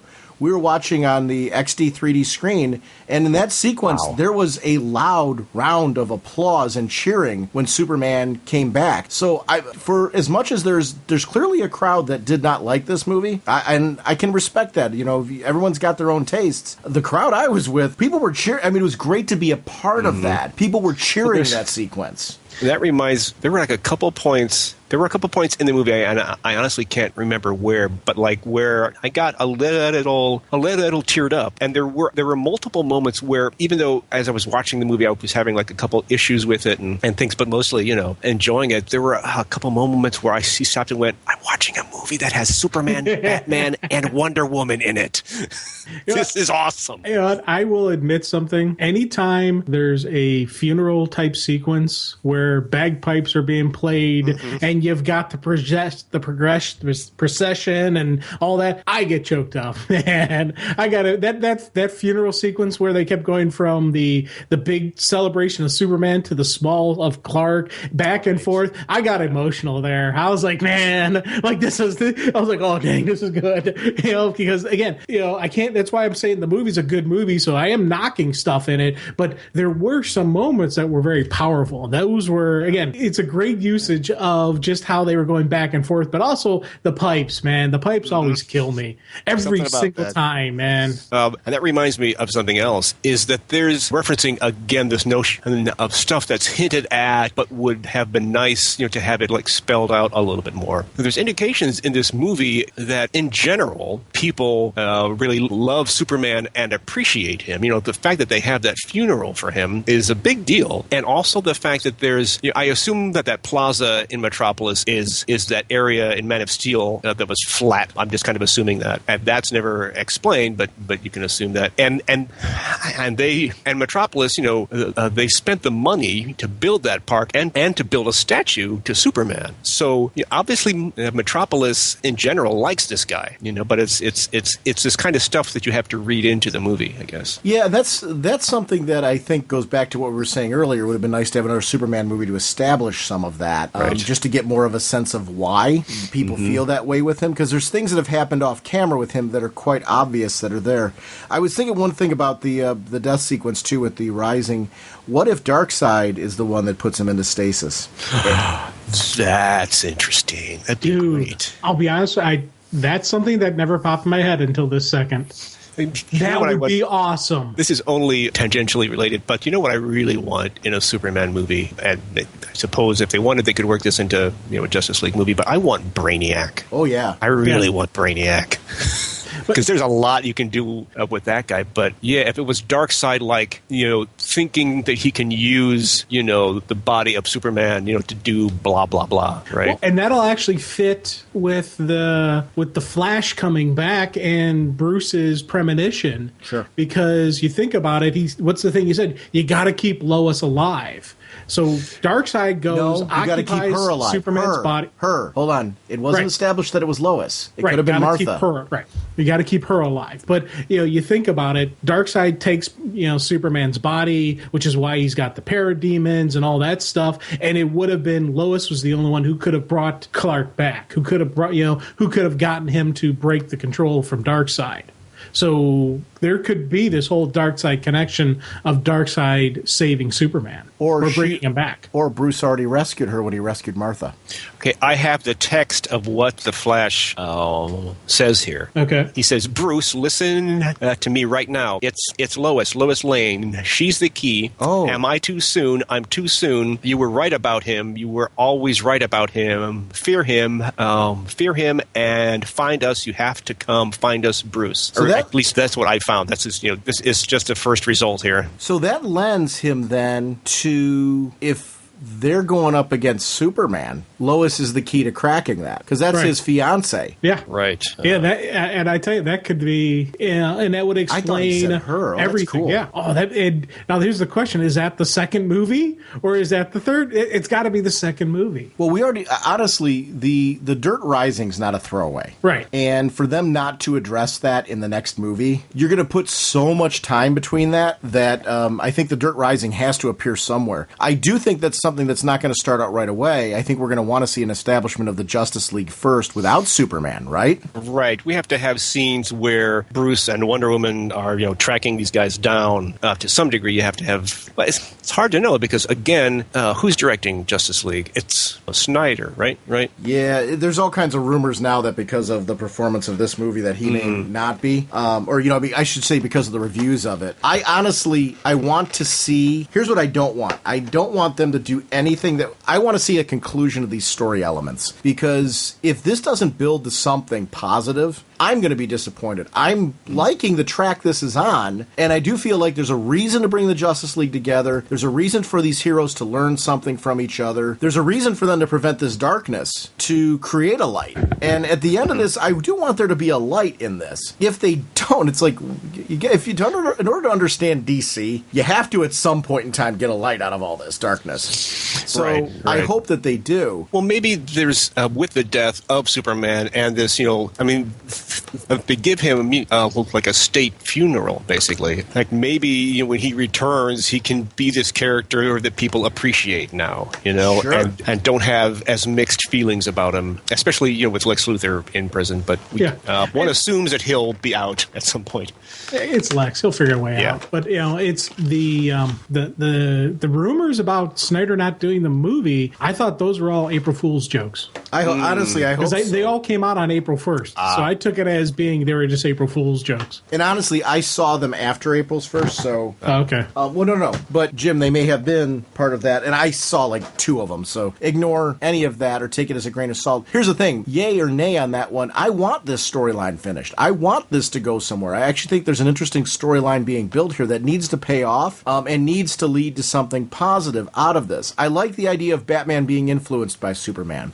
I like the idea that Superman's death has rallied him, and the Visions have rallied him to put together this team to find these people, and gotten him to convince Wonder Woman that she should be a part of that. So we got 2 of the biggies, and honestly, one of them is my favorite person in the movie, Wonder Woman. I can't believe how much, and I adore the fact that how much I'm more keyed in on her right now, because I think she was handled so well. She really should be a linchpin figure in all this. I hope so. Yeah, well, go ahead. It helps that her movie is next. I mean, that's not that far off now. No, and I mean, I honestly think they need that. I think it's going to be a good establishment of some excitement.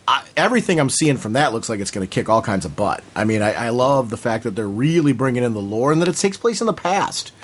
Well, I don't know how many, there's been obviously multiple versions of her origin story, but I'm not aware of one in which she's immortal. And I mean, it may be, assumed that she's immortal or whatever, but it seems, I mean, it is expressly true in this version. She is either immortal or extremely long-lived, and I think it's a great way to make her different, and give her, history and this huge knowledge base and this, this vast amount of experience to draw on. In the comics right now, it's been established that Themyscira gives the Amazons there are artifacts on Themyscira that gives the Amazons long life. I see. Okay. And increased longevity. It's not immortality, but it's an incredibly long lifespan. I see. And Cheetah's trying to steal it in one of the issues, and this artifact, not realizing that she would have to give up what makes her Cheetah in the process. They're obviously pulling from lore like that. I actually really like that they're pulling from a lot of different Wonder Woman lore to establish what goes on in that film. I like that she's long-lived. I think it sets her apart from Batman and Superman. Mm-hmm. And to make her unique, I think is going to give, while keeping the core, there's certain core elements we got to have with Wonder Woman. That's why I thought that Doomsday sequence was so essential,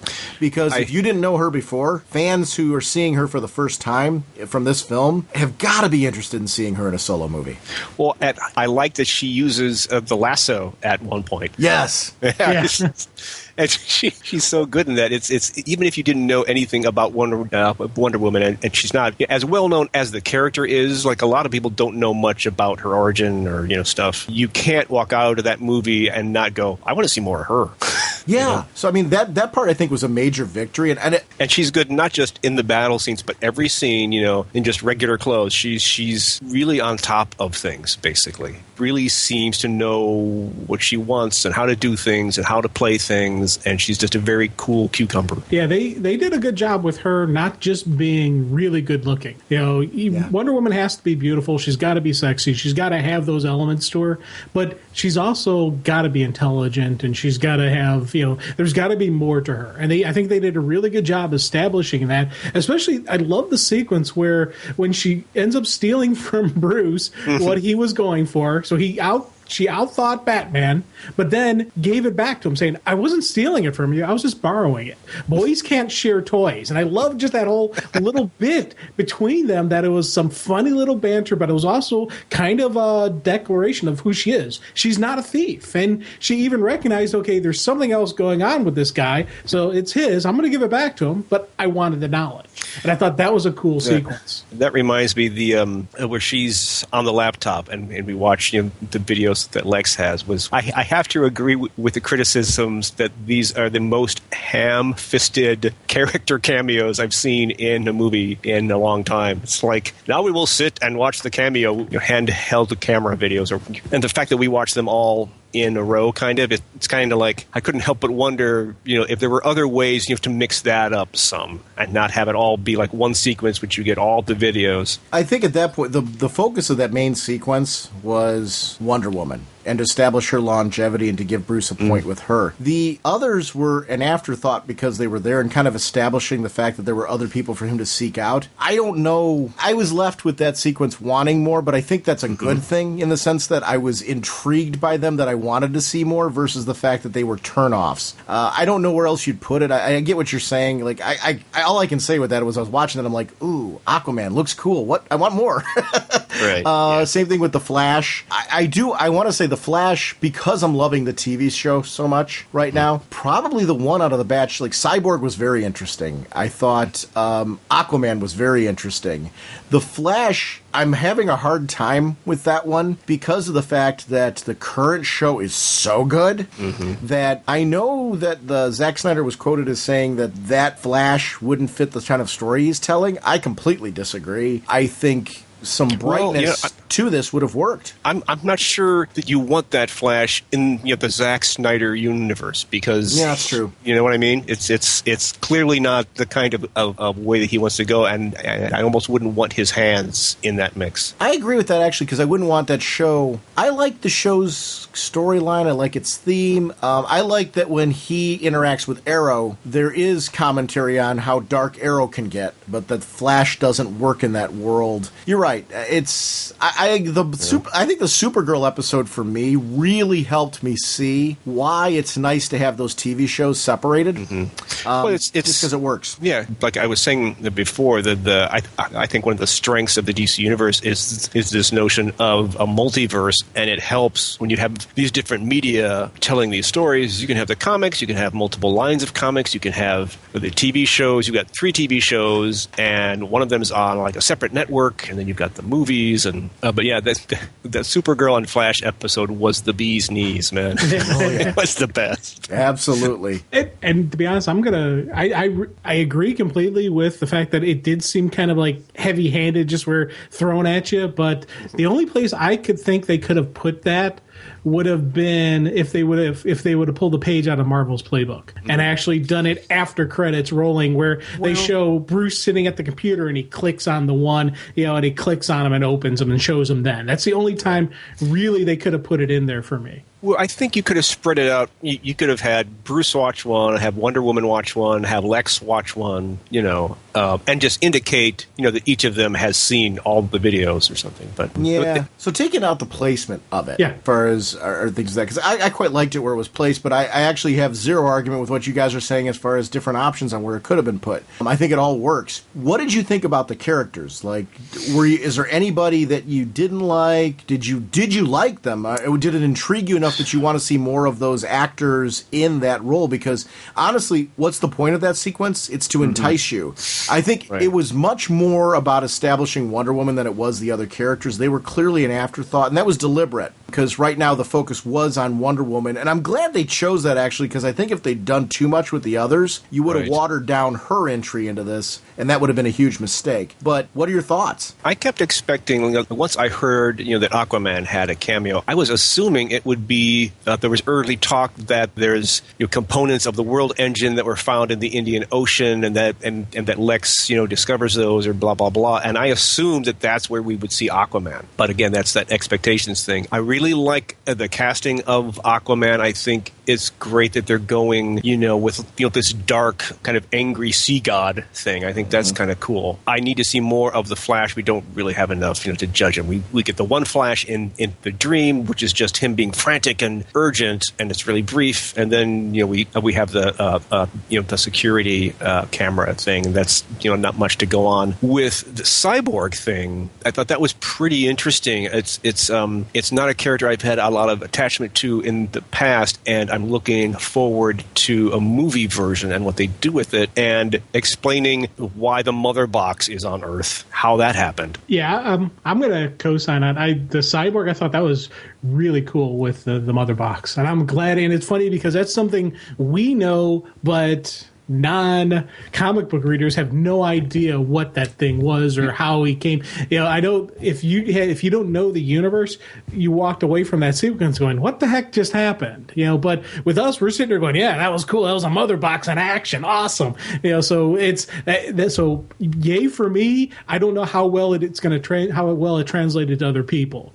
When it comes to Aquaman, I'm absolutely love the casting. I love the fact they're going with the more Pacific Islander. You've got the powerful, the actor himself is a really cool actor who, through Game of Thrones saw him do some really neat stuff. And just, I've seen interviews with this guy. He comes across as a really cool, really kind of actor who goes head on, full on into the role. So I see him taking this as, the Samoan warrior is Aquaman now, but he's also is going to be that king. So we're going to get a very powerful Aquaman, and I'm very happy with his casting. Flash, I've seen the actor do other work. I've loved his other work. So again, he's one of those roles where I have no idea what kind of Flash we're going to get, because again, in my head, Barry Allen is this bright light of positivity. He is the agent of hope. He's a Blue Lantern. So it's, I want to see what Snyder does with that type of character. It's the impression I get, and this is just, from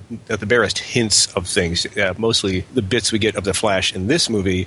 My impression is, the bits we have in this movie and also the actor who they've cast, my impression is this is going to be Barry Allen, who's a little more, I don't know what to, young, a little more street, kind of, a little more, like a modern guy in his, early 20s or something. Yeah, and I'm worried about that being the case, because that is, again, we've seen a darker version of Superman out there, which I have issues with, but, Barry Allen is one of those characters now that I'm getting so comfortable with when I see Barry that, I keep throwing this out there. He's the guy who's worthy of the blue ring.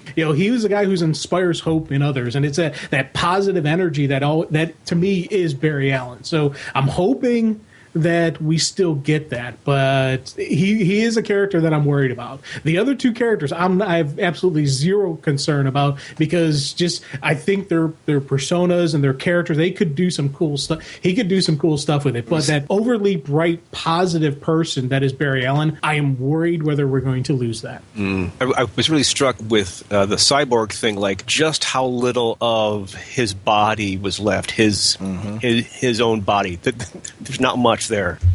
And that part I really liked, actually. It got me intrigued by that. I think he's a character that's tailor-made for today's special effects to be a part of this, so I'm really excited for him to be a part of that. To echo Jim's point, I do hope that we don't lose the Flash positivity in all of this.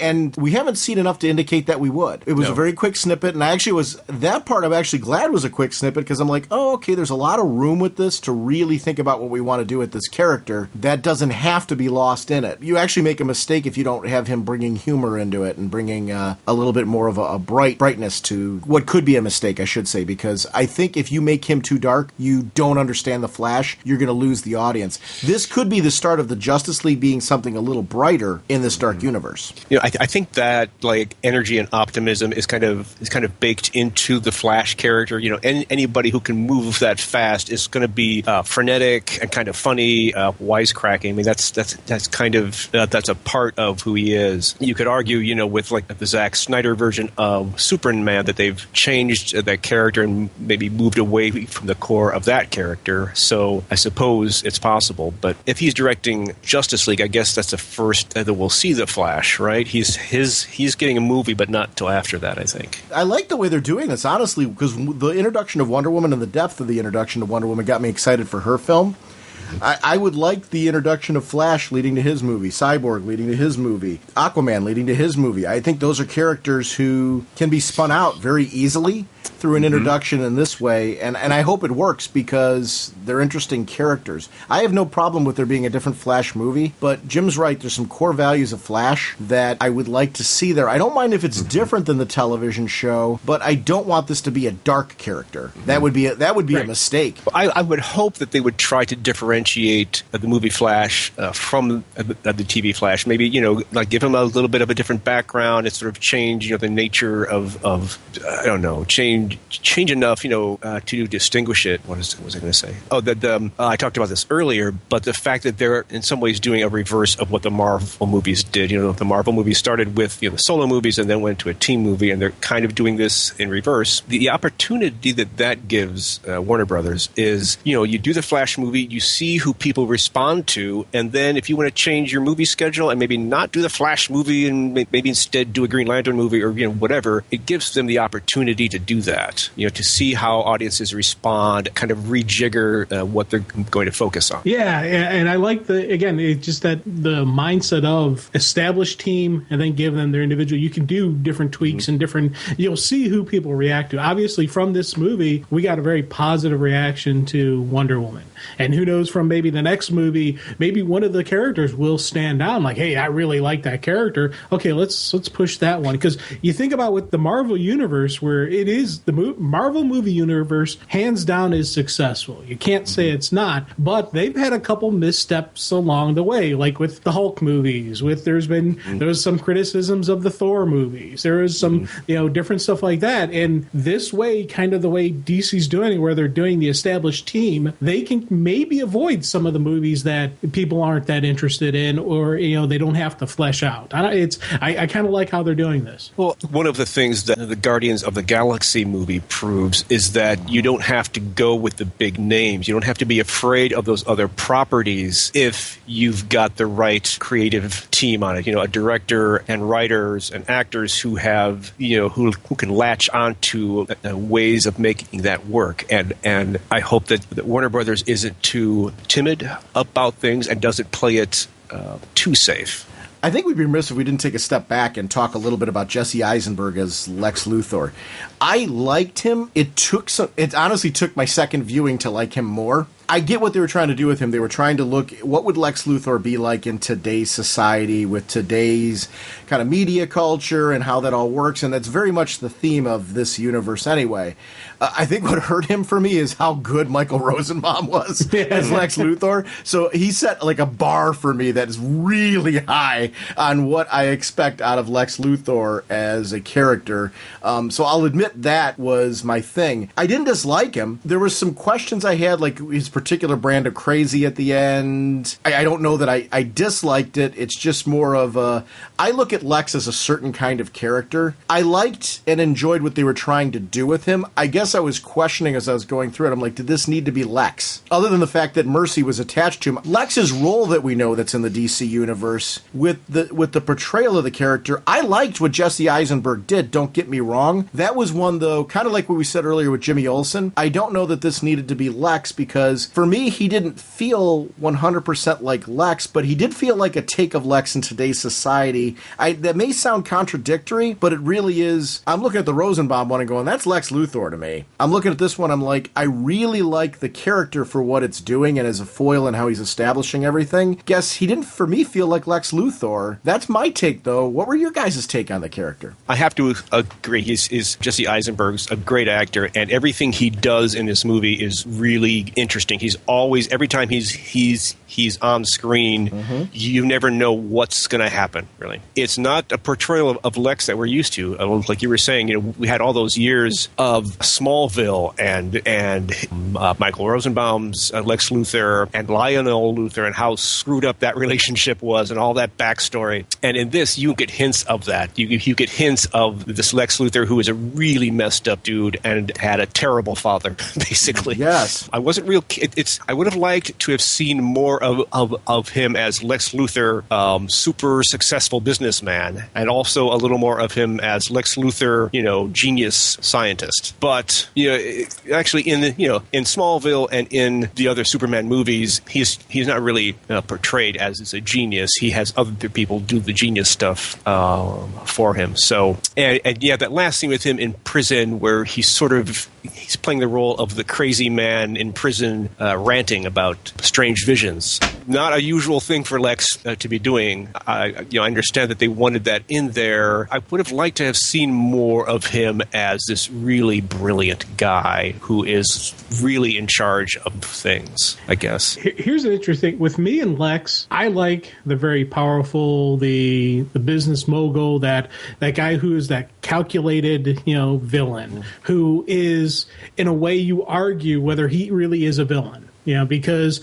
he is trying to protect the universe. He's trying to protect the world from what he perceives as this alien threat, a la Superman. And I always like that where you look at his actions where you're like, you can kind of defend him even though he is willing to sacrifice innocent people, because you say, well, the needs of the many outweigh the needs of the few and the one. You look at just how he approaches stuff. His strategery, how he approaches a problem. But that villain, that version of Lex we really didn't get. And that was in a way we did, though. It's weird because when I first saw the movie, I was like, he's a little bit goofy for me, but he still had some evilness to him. He still had some pretty cool Lex Luthor moments in how he played the game. He manipulated both Superman and Batman to fight each other. But before that, even, he figured out who they were. So he solves their secret identity, manipulates them, is able to completely just, pure puppet master Lex Luthor at his finest, manipulating the scenario and just taking complete full advantage and just pulling the wool over everyone. Because you think back to from beginning of the movie, he's been playing this end game about getting the world to hate Superman, and he's doing little things here, blowing up the Capitol building. To me, wasn't I'm going to set up Superman and let people think Superman did it.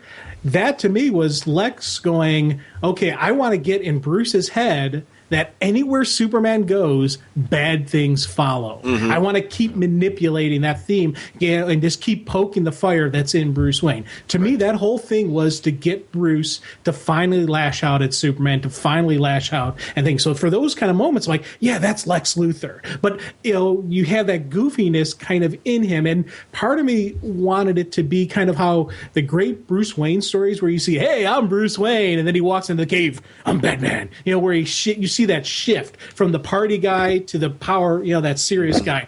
I wanted to see that in Lex, where he's kind of a little bit goofy. Hey, I'm Lex Luthor, hanging out with my guys, shooting some boobs. And then when he goes behind closed doors, I am Lex Luthor. And we kind of saw that personality, but it was too subtle for my taste. I would have rather seen a little bit more, just dramatic and just more pronounced, differentiation. I have to agree with all that. They do a good job of portraying him as, a supreme narcissist, a megalomaniac, and like what's the worst version of confident? The fact that he confronts Superman directly and is able to manipulate him. This is the classic like Lex stuff where he outsmarts Superman on a regular basis. So in that respect, it's a great Lex Luthor. It's the craziness that I'm not completely happy with, but at the same time, I like that it reflects this really screwed up childhood he had. And that part I like too. I actually didn't have a problem with his childhood being brought in. And I really like Jesse Eisenberg. So like you mentioned that before, and I really do think, here's the problem though. I found like I was liking those sequences because I like Jesse Eisenberg versus I like Lex Luthor. Or, I felt it was a good Lex Luthor. I totally get that he was portraying Lex Luthor as done in the script to this world. So I do think he did a good job on that. It just, my tastes to Lex Luthor, a lot of what you guys are mentioning here, as far as what my tastes are, I thought he was a great foil and a great instigator to all of the situations here. And I actually quite liked the party where he was introducing was introducing Clark and Bruce to each other. And Bruce had that opportunity to go down and sneak and put the device on. Clark left as he was following him at one point in the sequence to go and save people, and then came back. I liked how all of that sequences played out. The use of Diana there was brilliant. He was just a little too crazy for my tastes. In that scene at the party, he gives that little speech, right? And he can't even get through that speech without hitting the crazy button. Yeah. Yeah, that one I didn't like that. That was, I gotta say, not liking part that where, because that's again Lex Luthor. I never want to see him lose control like that. And I think that for me was a thing. But again, it was funny because the second watch through, that the party sequence, one of the things that when I first watched it, I kind of, it was neat seeing Bruce do his little sneaking ninja stuff, but it did annoy me a little bit that it happened. But now, knowing that Lex knew the secret, he let Bruce do that. He knew what Bruce was doing, and that was again, he's further poking that fire inside Batman. He wants Batman to lash out. He wants Batman to see this larger threat that's out there. So that's interesting. You think that he knew who Superman and Batman were before the party? Oh yeah, definitely, because that changes. That really does change how you read that whole sequence. Yeah. Yeah, because you think about it, when the guy who lost the Wayne employee who lost his legs, right. Lex was already taking over that guy's account, so that guy wasn't getting the money, and he was the one writing those messages back to Bruce, and getting him, the comments on the check. So Lex had already established that he knew who he was by doing that. That really does change that sequence. Then he introduces these two characters. He knows who they are. He makes a joke about not picking a fight. He's trying to get them to fight already. Yeah. Oh, and that part I really did like, that they started to establish that. It was interesting. Some of that I thought because I caught more of that in my second watch than I did the first time through. Because so much was going on in this film, but I really liked that in the second one. I'm like, oh, wait a minute. Right. So, guys, overall, we've discussed a lot of this movie. Is there anything that you wanted to discuss that we missed that was a piece that you wanted to make sure to throw in? I've been trying to think about that. Like what? I guess I mentioned this before, but there were a couple moments in the film, even though there was stuff, as I was watching it, that I was like, what? But a couple times I stopped and went, watching a movie with Superman, Batman, and Wonder Woman in it. A major movie. That's a big deal. And the fact that it happened at all, we live in a golden age of superhero movies. Oh, yeah. I got to say, I did like the Batman versus Superman fight. I thought that was, every time I've watched that movie, I've sat throughout that sequence going, this is a cool sequence between these two, because again, it was very believable on how Bruce was dealing with Clark, and throughout the whole fight with the constantly hitting with the sound, hitting him with the kryptonite, hitting with all the different stuff up into the ending. I really liked that ending. A lot of people, I've read a lot of criticism about the whole Martha thing ending the fight and all that, and I completely 100% disagree with that. Agreed. Especially because we saw how close and how, that opening sequence with in the Batman origin and just everything that Bruce went through. That I think was a really cool moment to get those two back together and get those two on the same page and get them end this, snap them out of this, kind of mindset that this is a killer. No, this is somebody who you should be friends with. This is somebody he partners with. Lex Luthor's playing us, and just get them both on the same sequence, get them as a team. I thought that whole, I cheered throughout it. I cheered in the fighting. I cheered in the ending, cheered in the, Martha doesn't die today. I love that moments. That sequence right there is a part of this movie that I absolutely loved. And that's, again, part of the reason why I wish they could have ended on such a high note and such a high positive thing where those two are together. But again, I understand why they did it, and I'm not even going to, go into that argument again. Also, who am I in this moment? In that sequence. I agree with you. I liked that sequence, the whole Martha thing, because it forced him to flash back to what happened to his mom, because they showed the flashback of that. Right. And I like that, he's got to evaluate himself. Who am I right now? What am I doing right now? And who really is this guy before me in that sequence? And I like that it was Lois that slid in front of that to say, that's his mother. Because it showed a powerful moment from Lois. I saw a couple people criticizing Lois as not being a strong character in this. She was doing a whole lot of stuff that was, almost got herself stuck under the water. But I didn't look at her as damsel in distress. She was trying to be an action in the midst of all of the crazy that was happening. She saved Superman's life, because that moment, if she hadn't been there, what would have stopped Batman? Mm-hmm. As he pierced the spear through his body. That's the only thing that would have stopped him. Right. The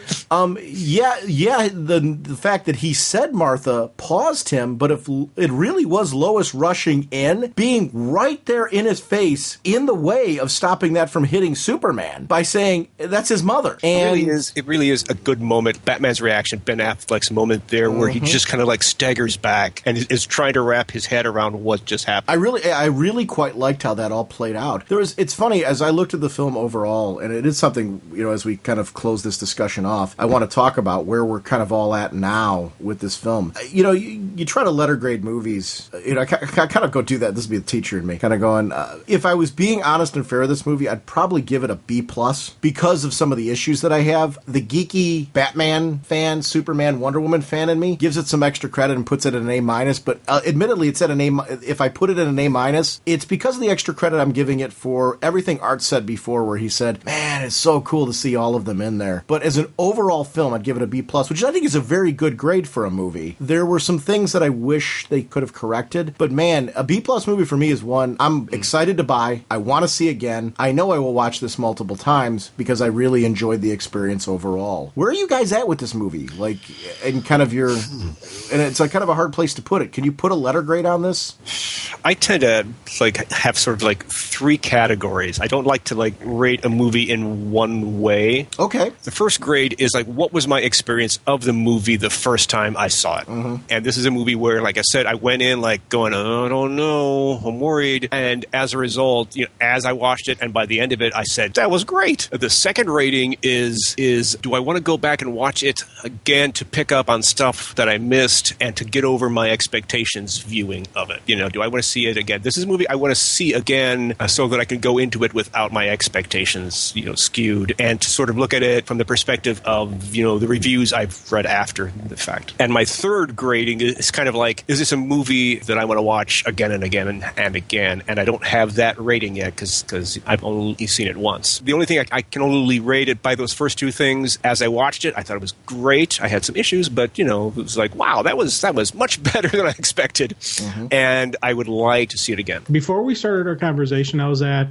B to a B-. I was in that kind of range. But it's funny because some of our discussions and some of the stuff you brought up, Sean, with how you're looking at this as this is the prologue for the universe. And the prologue for that, it kind of this isn't just a Superman movie. Because going into this, I looked at this as a Superman movie. Yes, I know it's Batman versus Superman in the title, but in my mind, I was looking at this as the next Superman movie. So again, going into the movies and all that, I was at a B, B-, but after discussions, it's moved up to a B+ for me, which, for me is a very good grade in movies, especially with superhero movies and all that stuff. So it's a solid movie. I thought it was good.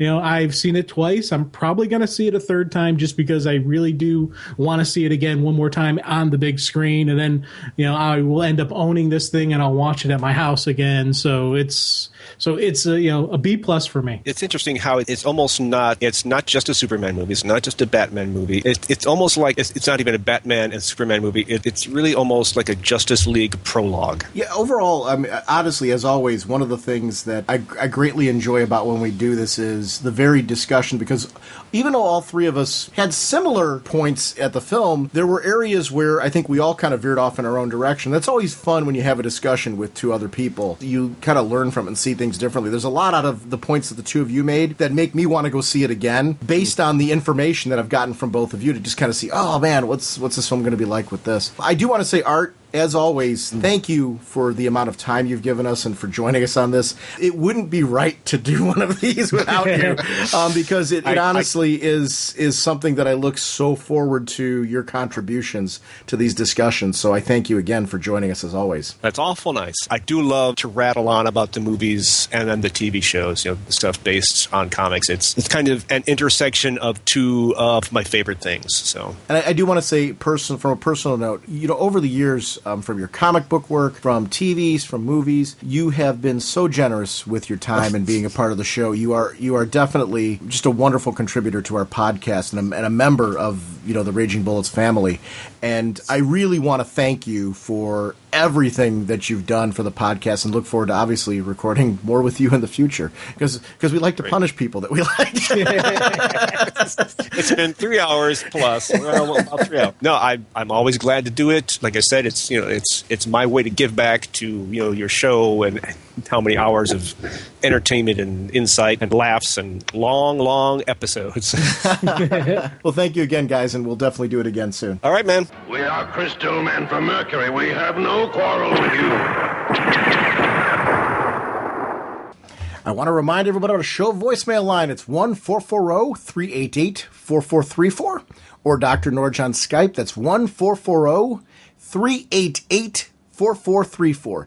And we love having you part of the show. We do air every voicemail that we receive. So call in. We will get you on one of the upcoming episodes. Love to hear your thoughts and comments about not only the Batman v Superman film, anything going on in comics.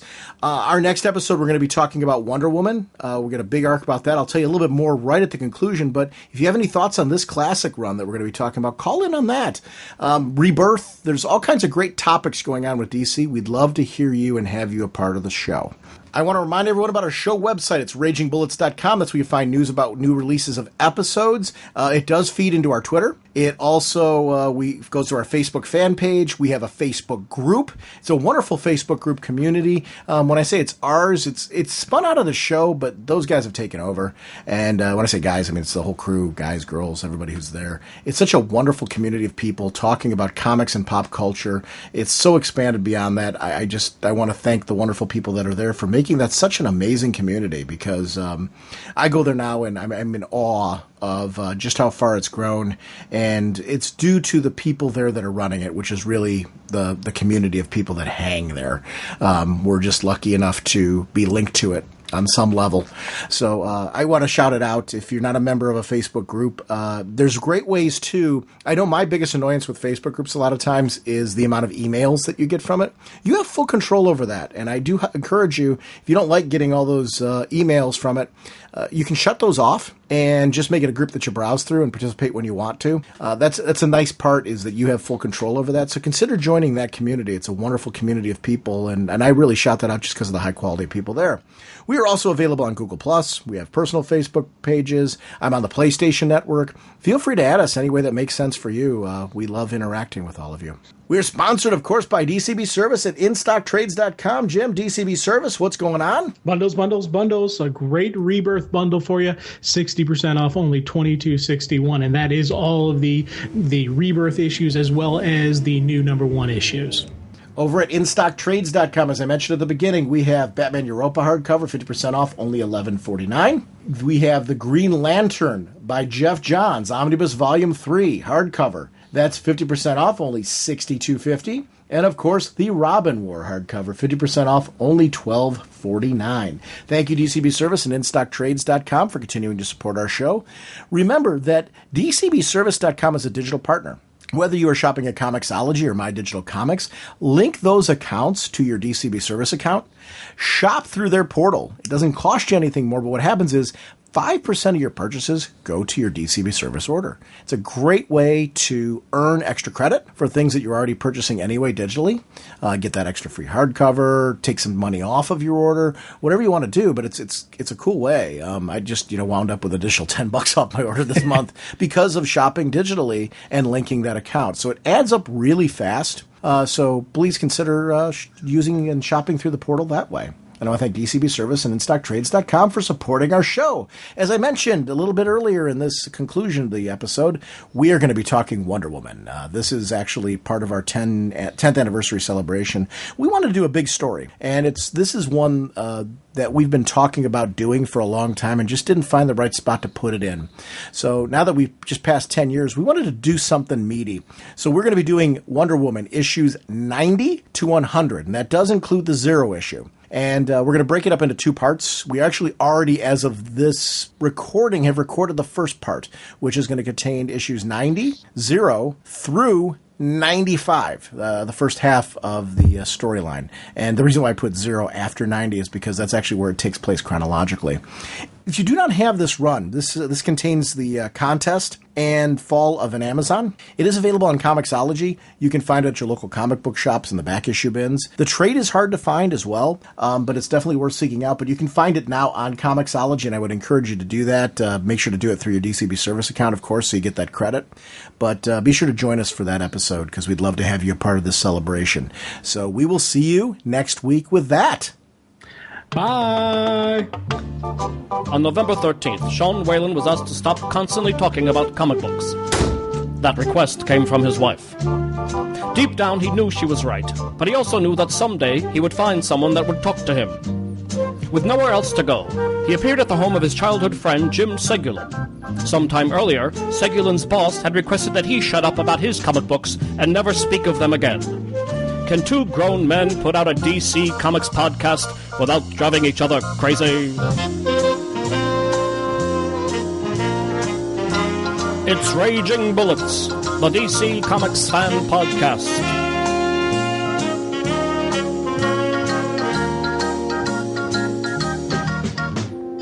With Sean Whalen as Dr. Norge, and Jim Segulin as the Sensei of the Whatnot and the Duke of You Know.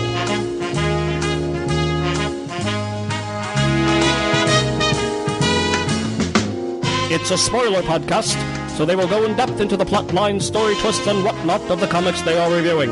So if you haven't read the books, you may want to come back later so you may better enjoy the show.